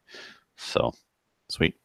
RWS is selling a WK180C ACR stock adapter for $70. ACR stock adapter? The ACR. That one looks like a boot. Yeah, I It's think. the one that lets you fold your stock. No, what's it do? Because we looked at a different stock for the WK180 a couple of weeks ago. It Yeah, looks boot-ish. Yeah. Mm-hmm. And I think you can get a folding. You can get a folding option for it. So, yeah. Yeah, the ATR stock looks like that ladies' winter boot. The UGG. Guys, I'm getting a lot of hate mail. It's already started. Apparently, I owe all women everywhere in the universe an apology. Yep. And I don't even remember exactly what I said. Doesn't matter. They are correct. These people who are saying this to you. Sorry, Matthew. Could you repeat that? They are correct. These people who are saying this to you. This is good. They're correct. They're correct. I owe them an apology. Yeah, absolutely. Oh well, then I'm definitely not doing it. All right. Hate mail to Trevor Furlott at slamfireradio.com. Perfect. Yeah. Eagle Hunting Supplies is going to have a year-end blowout from November 10th to 14th. They're also, I think this is a brilliant, so you know how in CGN for the dealer forums, whatever is posted on most recently ends up at the top. Mm-hmm. They're giving away a free WK180 to the person, to a random commenter on their thread, which basically guarantees that their thread is going to be like permanently pinned to the top for the next couple of weeks here at least. Brilliant idea. So if you want a chance to win a WK180C, go comment on their thread. Tesro is offering some ammo samplers, and this is like fancy dancy ammo. So they've got 22 ammo that you can try in your gun. It's from like Lapua, Ely, RWS, SK. They've got a super fancy version, a mid-range version, and a semi-auto version. So based on what you want to shoot, you can they'll send you like a taster's pack, if you will, of different 22, and you can try it in your gun and see what works really great. Yeah, for the uninitiated, many 22 rifles are very picky about what ammo they really like. If you're just out plinking, it doesn't matter. Grab whatever you want. Just go out, minute a pop can, you're good to go. But if you're target shooting or you want some, really, really good accuracy, the 22 rifles are very picky about what they like. And once you find what they like, you can make them very accurate, and you just buy just that ammo from now on. And this lets you kind of pick and choose some of like it says, it's a sampler pack. You try a bunch of different stuff, and it's a nice, neat, easy to get package to be able to do that. Yeah, that's a good idea. This next one is Tenna's got the Zastava M48s. I haven't seen these recently. That's the reason why I put it in here. They're the Yugoslavian 8mm Mauser rifles, and the price looked pretty good. It does, and this is a rifle that I'd like to add to my Milsurp collection. But Milsurp collection, yeah, devastated Milsurp collection. You got to like fill that thing back up. I do, but I'm going to stick with common calibers, right? Like also 8mm for sure. Yeah, I get that. Exactly, Matthew. Right? Like I got rid of all the stuff in 7.62 by 54R because although it's so cheap to buy that ammo, and it is cheap to buy that ammo, but it's almost always corrosive. And I'm not interested in pouring hot water down my barrels and dealing with all the extra maintenance. Like, you got a cheap gun. Well, the idea of a cheap gun and cheap ammo is so you can shoot them a lot. But when I have to clean right away when I get home, no, thank you. I'm not interested. And so, am I going to reload for that caliber? No, probably not. I'll reload for 303 though. And 303 is still available commercially all over the place, especially in this province, because everybody's got a 303 British. They don't call them Lee Enfields. They're 303 Britishes. They're all bubbed. So lots of 303 ammo available. And then my other Milsurps are all 30-06 and 308. So, but damn, I love this gun. It's got that very classic military bolt action rifle look. It's the kind of rifle that you looked at when you were reading your Tintin books as a kid going, oh, I wish I had a gun like that. Yes. Yep. Yeah. Absolutely. It was a gun that as a child I would have called an army gun. Yeah. I was at a guy's house the other day, Dad, and his father had an army gun. That would have been like all I would have known. Yep. Yeah. But yeah, 8mm, no thanks. Yeah. Got to reload for that thing. Gotta get 9mm, way more common. Hey, Way I wanted more to ask, common. your 303. Have Yes. you had the headspace checked, No, or have I you just shoot changed the them. bolt? Nothing. Do you full length size the cases? I've yet to resize, but I will full length resize every time. For 303, I will not. I won't be just neck sizing. I'll determine what length I want my brass to be, full length resize, and trim every time. As a matter of fact, for my Wilson trimmer, is it Wilson? That real fancy trimmer that Brownell has. I got the neck turner that they make too. Super accurate. The case is going to die. The die is held into the trimmer. And anyway, I actually bought the die for that trimmer. So if World's Finest Trimmer makes one in 303 British, I'll probably switch to that because it's just so much faster. And let's face it, I mean, why am I? Because I can. I've been prepping 303 brass and uniforming the primer pockets and deburring the flash holes. Well, it's time off anyways, right? It's when you're at home doing that kind of stuff. Yeah, and it's one and done, and you get to keep. Most you've reloaded any single case for that thing. I've never reloaded for 303. I'm only starting to prep brass now. Oh, you're gonna you may find a lot of those 303s have a real generous headspace. Yep, and you will get some incipient case head problems in those. Yeah. I hear numbers between 2 and 3, and then the brass is done. Yeah, unless you swap the bolt head. So the bolt heads are swappable on those, right? And you can get a tighter. Yeah, you get a tighter one, and then you can reload to your heart's content. It'll be fine. So how do I measure and determine like which bolt head I need? You get a go no go case, and you get a bolt head, or you can just use a round, and you just screw on a different bolt head, stick it on until you find the one that's tight. That's an option too. How do you do it? There's probably a website on this. Yeah. Or you work at a gunsmith. I'm sure he knows how to check headspace. Yeah, I learned how to do it that real quick and cheap and easy, dirty way if I'm a local gun store owner. So I'm sure there's lots of people yelling at the screen right now going, no, you can't do it that way. Anyway, whatever, it works. Hasn't blown up on me yet. Oh, man. And they're out there too, Matthew, because I read some articles on how to adjust the front sight on a Lee Enfield. And somebody was like, don't worry about that screw. Just use punches and drift it. And some guy lost his mind. Well, and he'll love to know that I have a fiber optic on the front side of my Lee Enfield. Oh, yeah. You're the devil. It's a bobbin. All right. Last thing I wanted to mention, Black Friday is November 23rd this year. So, and really, I wrote this down for myself. Just thought, I'm like, oh yeah, I got to remember that. I'm going to leave it in the show notes. So I remember not to buy anything else for at least a couple of weeks because there's going to be some deals coming up. Bought a stupid handguard and a stupid magazine today. Stupid trying to. Well, I was going to buy some more 9mm ammo because I like $239 per 1,000. I'm like, oh, that's fine. But Black Friday's coming up. Maybe it'll be better. Maybe. Anyways, yeah. So I'd throw that reminder in there. Yeah, cool. Black Friday coming up. Black Friday coming up, July 23rd. July 23rd, yeah, Matthew. Sure, why not? It's absolutely July 23rd. All right, so that's that then. Yeah. Listener feedback. We're gonna check the YouTube stuff. I've been adding some. It's just mostly just hate about me. Yeah. I gotta go check it then because that sounds interesting.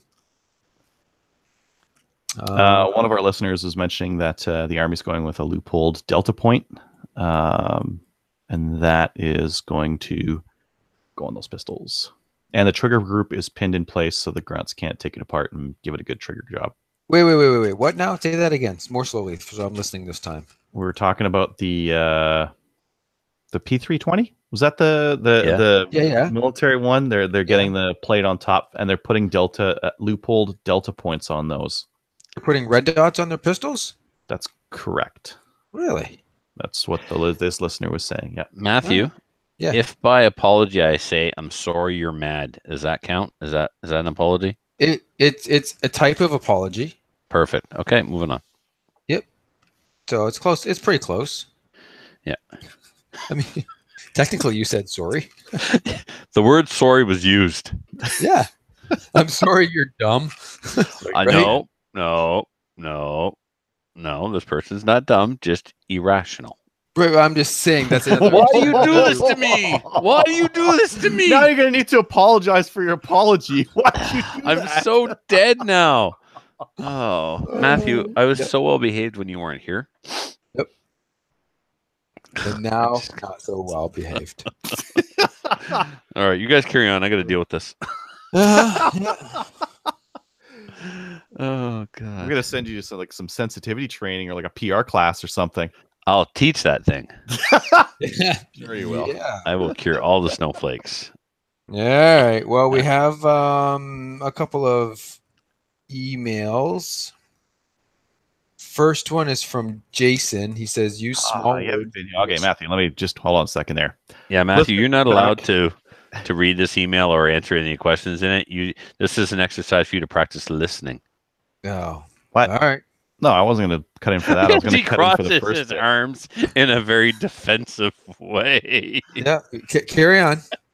Listener feedback is sponsored by Highlander Tactical. To go to HighlanderTactical.com to check out the great supply of both outside and inside the waistband holsters today. Use promo code SLAMFIRE at checkout to save 10% on your order. Okay, now just do your thing. Yeah. Now read the list. I'm listening. No, I think Adriel, you should read it. All right, from Jason. I'll use small words. Read it slow. I sent in an email recently about choosing a scope for the rifle. You are using small words. You're using too many of them. The question was, how do you decide which scope to buy? I got great advice on what scope to buy, and I did end up getting a Crossfire 2 3-9x50, and it worked. I was able to put 4 shots in the same hole at 50 yards. And although it was amusing to listen to, period. You didn't answer the question.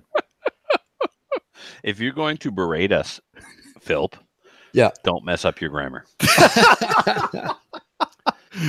Because although it's not correct, people are judged by how they write. And right now we're judging you, buddy. Hard. How do you choose? So Ultimately, no. Ultimately, it was easy because Calgary Shooting Center was out of stock and Cabela's had a sale, and I had simple needs. But for the listeners, how do you decide 1-inch or 30 millimeter tube? Period.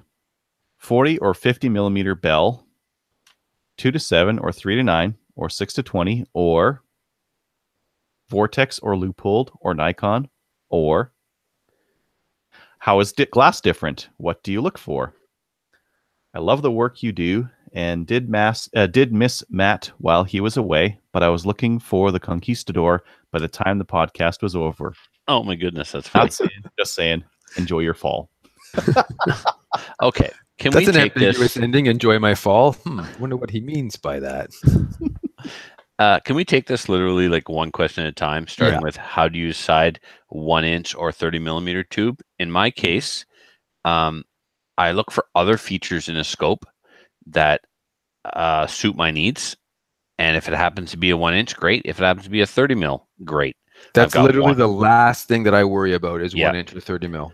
If you were going to shoot long range, you'd go 30 because you generally get more movement in the erector right. on the inside there. So if you're going to shoot long range, you'll get more MOA up and down. Track. Yeah, you get more track in your. So absolutely. that's the purpose that function serves. Good enough. Some people think it's to let more light through. And well, that's the next point here. So Jason, 40 millimeter or 50 millimeter bell, that the purpose of that is to let more light in, and the more light that comes in, the clearer the picture. Yep. And but when only at a correct magnification, there's such a thing as getting more light than you can possibly see, benefit or from. Make of. That's why you don't. If you get a 50 mil bell on a 2-7 scope, you're wasting your money on glass. Yes, but what about in low light conditions where it's at dusk? That 50 millimeter bell is going to, when you look with your naked eye, you don't see so well. When you look through the scope, all of a sudden it's like, holy God, did somebody turn the lights back on? And a 50 millimeter is going to add more light to your vision in low light conditions than a 40. So if you're doing a lot of dusk hunting, that may be a thing that you want to consider. At high magnification as well, because at low magnification, your 40 will be fine. Okay. Yep. And then 2 to 7. Sorry, go ahead. 2 to 7, 3 to 9. Well, before I move on, did you have something else to add to the bell thing? I just want to say that I don't have firsthand experience with that, noticing that a bigger bell allows me to see more clearly. I haven't seen that for myself. I've never picked up a 50 mil bell and a 40 mil bell and shot them or looked through them side by side to see if it be at really dusk. does. It has Sit to be in at a tree dusk. stand. And glass makes a big difference too. Glass yeah. quality.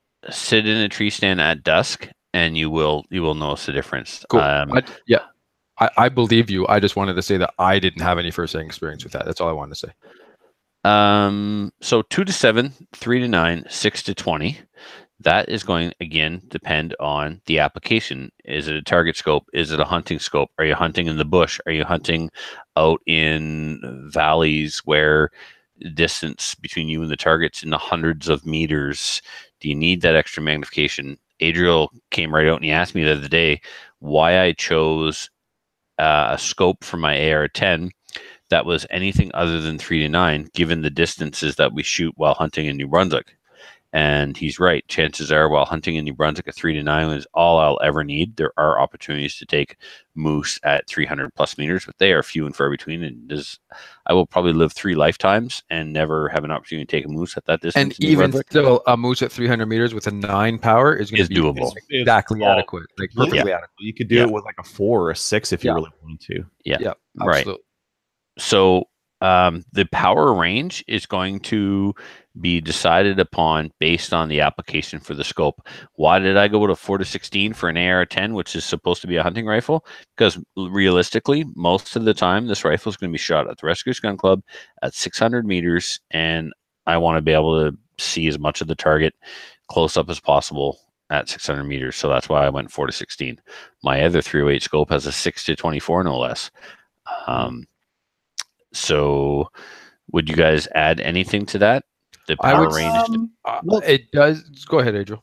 I was just going to say, like the 2 to 7 or the 3 to 9. Like typically, a 2 to 7 will be a 2 to 7 by 32 because you can use a smaller objective because you're not using as much magnification. Mm-hmm. And on a rifle where you want it to sit really low to the barrel, that's great. A 3 to 9 by 40 is very normal. On a 6 to 20, you're normally going to have like a 50 millimeter objective. That's going to sit higher up on the rifle.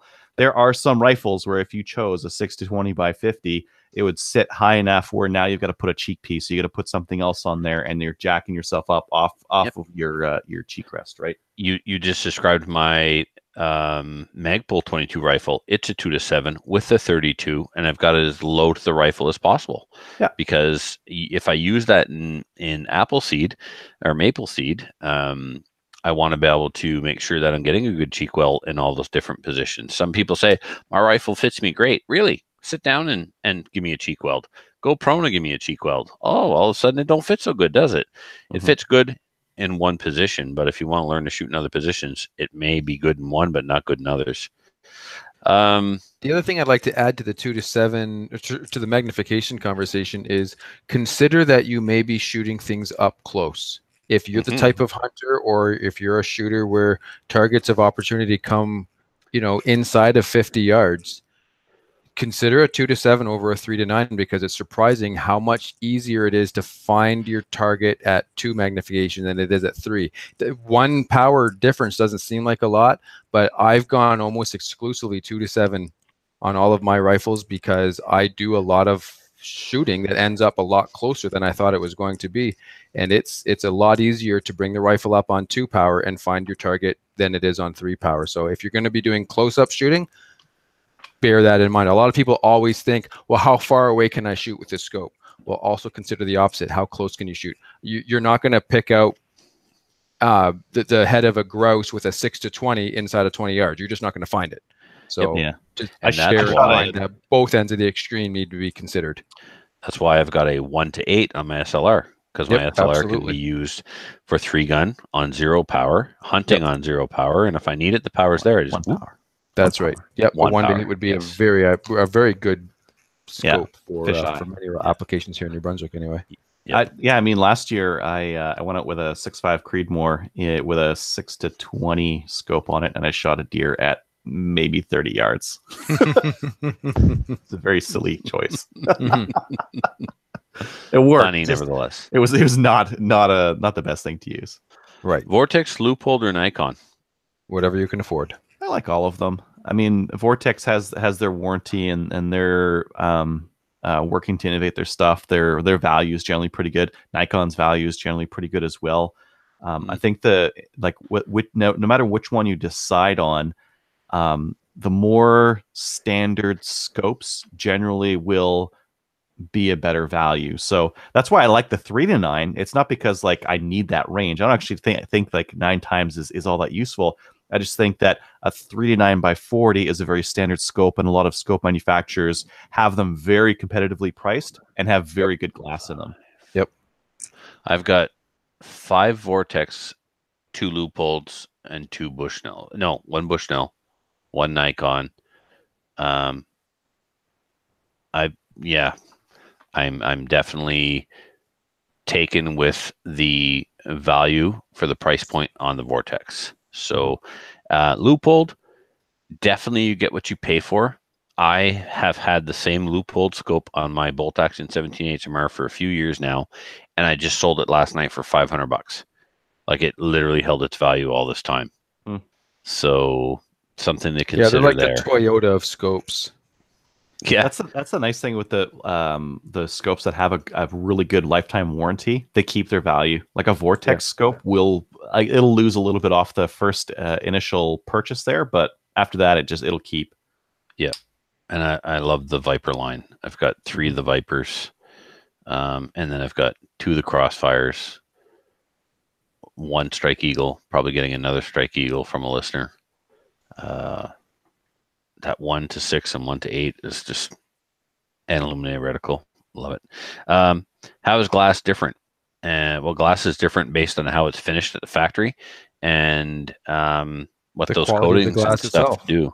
Yeah, it allows the better the light can transmit through the glass, the better the image is going to be. So not all glass is created the same. How it's finished at the factory. And the coatings that are put on it. I was told by the guy that used to make my scopes for my archery, the lenses for my archery scopes, that a lot of those Zeiss coatings and stuff, what they're really about is transmitting light through the lens with the least amount of disruption or distortion as possible, which is what gives you the clarity.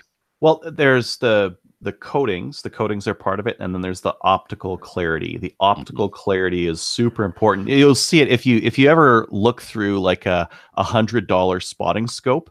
And you notice like, oh, at 20x and 40x, it doesn't get any better. I can't say, like, it's magnified more, but it's still blurry and garbagey at 40x.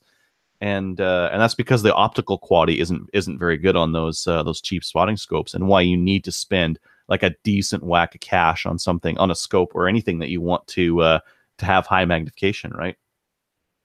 So yeah, there's that optical quality, and in addition to the light transmission, there's some like inexpensive scopes that have pretty good light transmission, but still don't have the optical clarity where they need to when you really crank them up. And you'll see it on those cheap scopes where it's a 6 to 18, but really between 12 and 18, that's all basically just muddy garbage. And 12 is the real max on that scope before you start losing clarity. Yeah. Yep. Okay. So that I hope that answered your questions this time, Jason. He already bought a scope, so whatever. Yeah. So what do you even care anymore? Can never please. If it weren't for the listeners, this would be a great show. Look, Jason, whatever you do, don't get a Crossfire 2 3-9x50. That is the worst scope you could possibly get for your use. That's the best answer. It's literally like the bargain basement of optics. Oh, just like maybe on an airsoft gun. That's it. Yeah, about as good as it's for. Mm-hmm. There. Now we've answered his question. Perfect. Well, actually, something I forgot to talk about what I did this week in guns. And this is really important, so I'm going to put it out there, even though we're well past that. Remember last week, Kelly interviewed us about which of your recent purchases would you use during apocalypse? Mm-hmm. And I said I would use the 17 HMR Well, I got out and did my scientific testing. I took my new 17 HMR, the A17, and I sighted it in. And with my Crossfire 4-12, I had no problem shooting 1 inch to 1.5 inches with the A17 ammo. The only other brand of ammo I tried was Winchester, and it acted kind of funny. It had 3 or 4 really tight sub MOA, and then a complete flyer. So I don't know if it was me or the Winchester ammo, but more testing required. Anyway, having never shot the gun before, didn't know where it was going to hit. The scope had been mounted already, and it was crooked, so I leveled it. I put the pumpkin down on the stand at 100 meters away and started pumping rounds into the pumpkin from 100 meters away. Gun was shooting to the left, so I held off a little Kentucky windage and just decimated the pumpkin. The pictures are on our Facebook page. The pictures are on my personal Instagram. I don't know if I put them on Slamfire's Instagram or not, but I will. If a pumpkin's head is a scientific measure of the consistency of a zombie's head, 17 HMR for the win. It just blows the back out of the pumpkin like golf It's ball. basically as scientific as you can get. I'm pretty sure that's what they use for actual analog testing for zombie penetration. Yeah. Actually, you know what, Matthew? Since turtle shells are basically bulletproof, ballistics testing is done on sea turtle shells. I was told that today by one of my students. That's true, actually. That's just because they hate turtles. they just want to kill as many animals in the environment. I'm not the teacher who listens to that and goes, "Oh, really? That's interesting." I'm like, "You're literally lying to all of us right now. Stop it." Anyway, like the sea turtles are just swimming around too. They don't even put them in a lab. They just they fly them on a rapper boat. that shoot down on them trying to get them. Yep. Basically like pirates trying to board a Russian freighter. That's basically all true. Basically all true. Yep. So, and then of course it was my 44th birthday yesterday, so I took my 44 Magnum out and shot some pumpkins with that. And then Trevor and I did some Typhoon F12 shooting on pumpkins as well, so that was a lot of fun. But yes, I got the testing done, and the Savage A17 and 17 HMR ammo does a heck of a job on a pumpkin. I'm very much looking forward to taking it to Alberta this year. So I don't care if I gotta go a week early and go hunting with Jeff and then take the train or the bus or the plane or walk from Edmonton or Calgary to Edmonton. I'm doing it. Sorry, where were we? Next email from John. All right. Hello, Slamfire Radio. I'm midway through the episode 276, and I'm screaming at my device listening to Kelly talking about her attendance at the United Way event. Info about the United Way. 10% of all go to the people they are trying to help, and the rest is spent on running the United Way. Salaries, overhead, etc. And if that wasn't bad enough, the Canadian Coalition for Gun Control, oh good, he tied this into guns. All right, we can continue on. Our good old pal NDC gets about 40% of its annual funding via a group that gets almost 100% of its funding from the United Way. So I, for one, will endeavor to ensure that my donation dollars actually go to fiscally responsible organizations. The United Way is second only in North America to the March of Dimes in soliciting funds to pay their own salaries.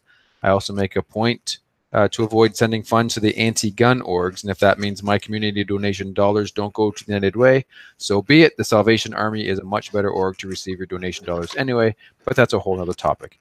In short, buy a capitalist burger from a street vendor next time, Kelly. Save my blood pressure. At the very least, don't tell me about it. From John. I'll make a donation in your name to the Human Fund.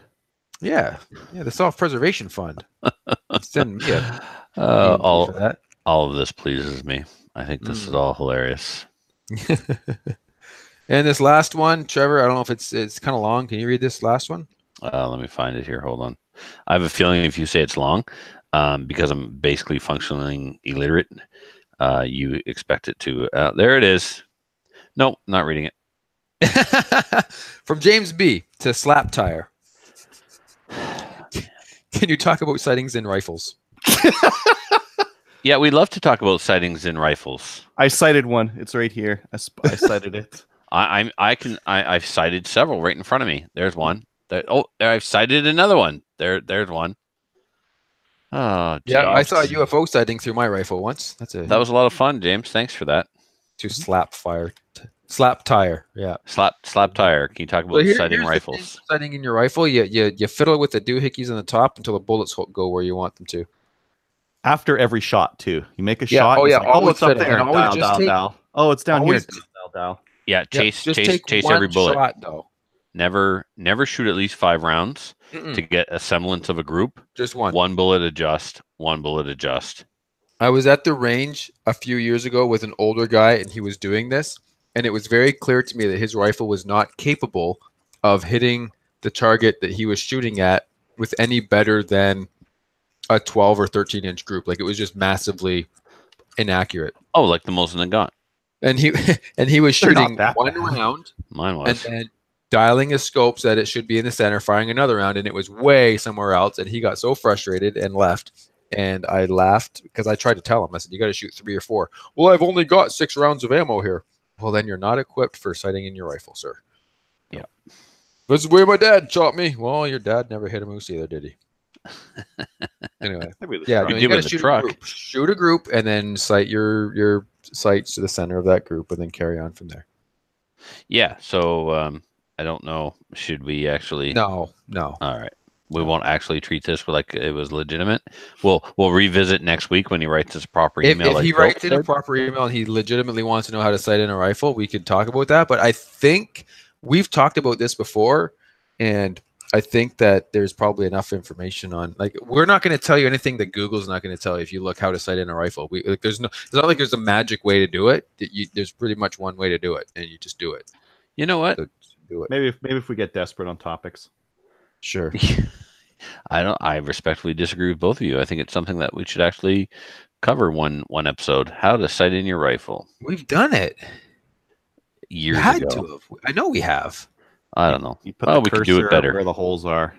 We I could think- do it, but We all talk right, about, yeah. You know, Trevor. using one of those targets that is a 1-inch grid I know. pattern, We can. We'll do it one day. but We'll not do it. now. Not Not now, No, Phil. Or we'll do it. not now, Ginger Snaps. Fine, Trevor, we'll do it. Gee, All right. We move Stop on yelling. now? Stop What? yelling. Stop yelling. if you want to send an email to the show, not you, Trevor, you're not allowed. Send All right, it to fine. slamfireradio@gmail.com. Also, that's how you get a hold of Trevor if you have hate mail regarding his slander against the women folk. I don't For think I your hate- slandered don't the say- women yeah. folk. Just say for your hate mail because we would assume that we're going to get some. That's awful. All right, iTunes reviews. Yes, we got one. from Mm-hmm. Sean MNL from Canada. Version 5 stars. Awesome podcast to listen to. It keep- is the wrong review. This isn't for ours. Oh, Yeah. Yep, you're right. Mhm. Why would anybody say we're awesome? Mm. Keep on doing what you. Okay, I'm gonna read this literally. Keep Wow. on doing what your guys and girls are doing. I love the weekly podcast, and you can't ask for a better bunch of people. Chances are that was written with thumbs on an iPhone, Yeah. which is But no, we okay. appreciate that. Thank you for the feedback. We'll keep doing what we're doing, and that is make fun of the hosts or make fun of the listeners and patronizing them and making fun of their bad spelling and grammar. You should have been here to hear my description of the Milsurp shoot this weekend. I even had Adriel confused. I I'm was confused describing it. I was describing it in the worst possible means with the highest amount of enthusiasm. Nice. It was good. Yeah, yeah, it's good. Very good. All right. Well, I guess that shout outs, I guess. Whatever. I've got one to Mike. Thanks for doing an awesome job at putting on a horrible shoot That's good. like that. It was that kind of stuff. Adriel, you got nothing? Nah. All right. Kelly, she's got one to her Maple Seed peeps. I got one to Carl. Work with him apparently. Let's go to the range. Let's go shooting some stuff, I guess. Whatevs. Patreon supporters. We have a new Patreoni. Neil Laus and Darren F and Rob B. So that's cool. Got 3 new Patreonis. That's cool. So you'll be getting some patches and stuff in the mail with the new logo, probably, maybe. No, but I did get some No. quotes on those. No. Still old logos, new logos to come Mhm. eventually. Collector's item, Matthew. Yes. Oh no, collector's item. Yeah, it's not old, just a classic. Oh, I got to shout out to Filthy. Filthy whipped up some mugs with the new logo on them. It's too late for Filthy's shout out. You've ruined it.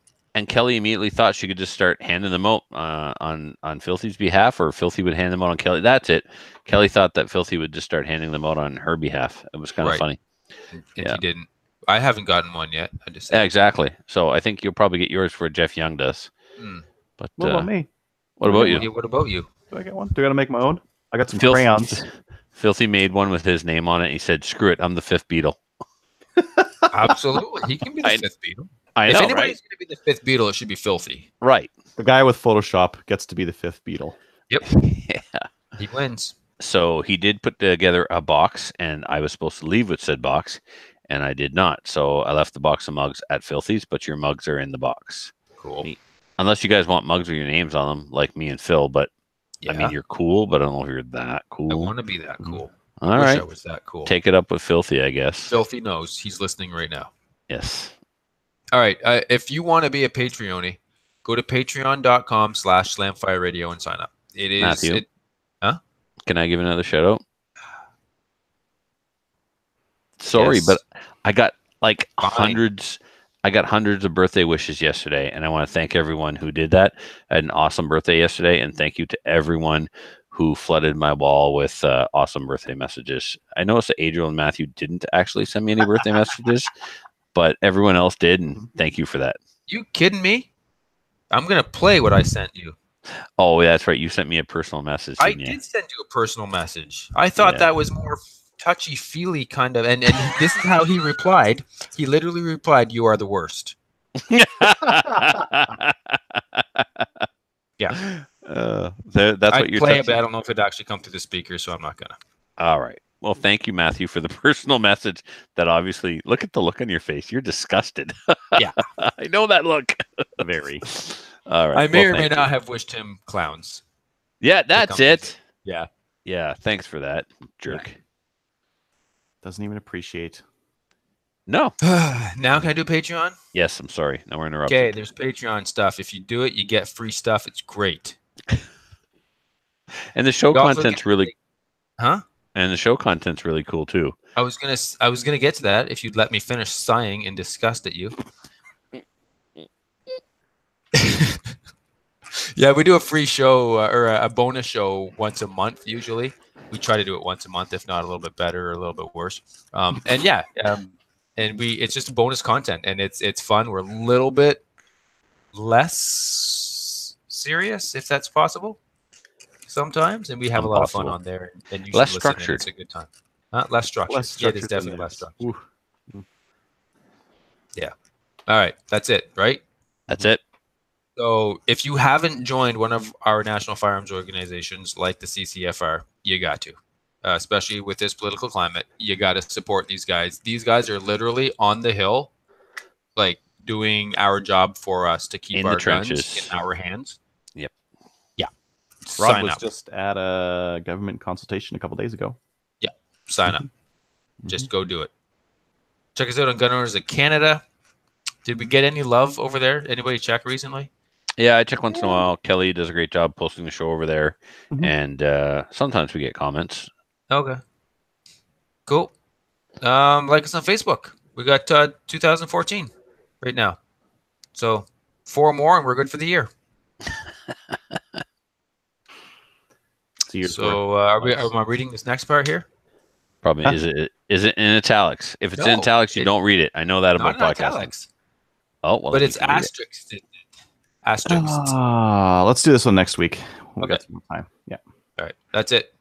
All right. I'm glad that everybody enjoyed listening to the show. I'm assuming, but I think you did if you're still listening. So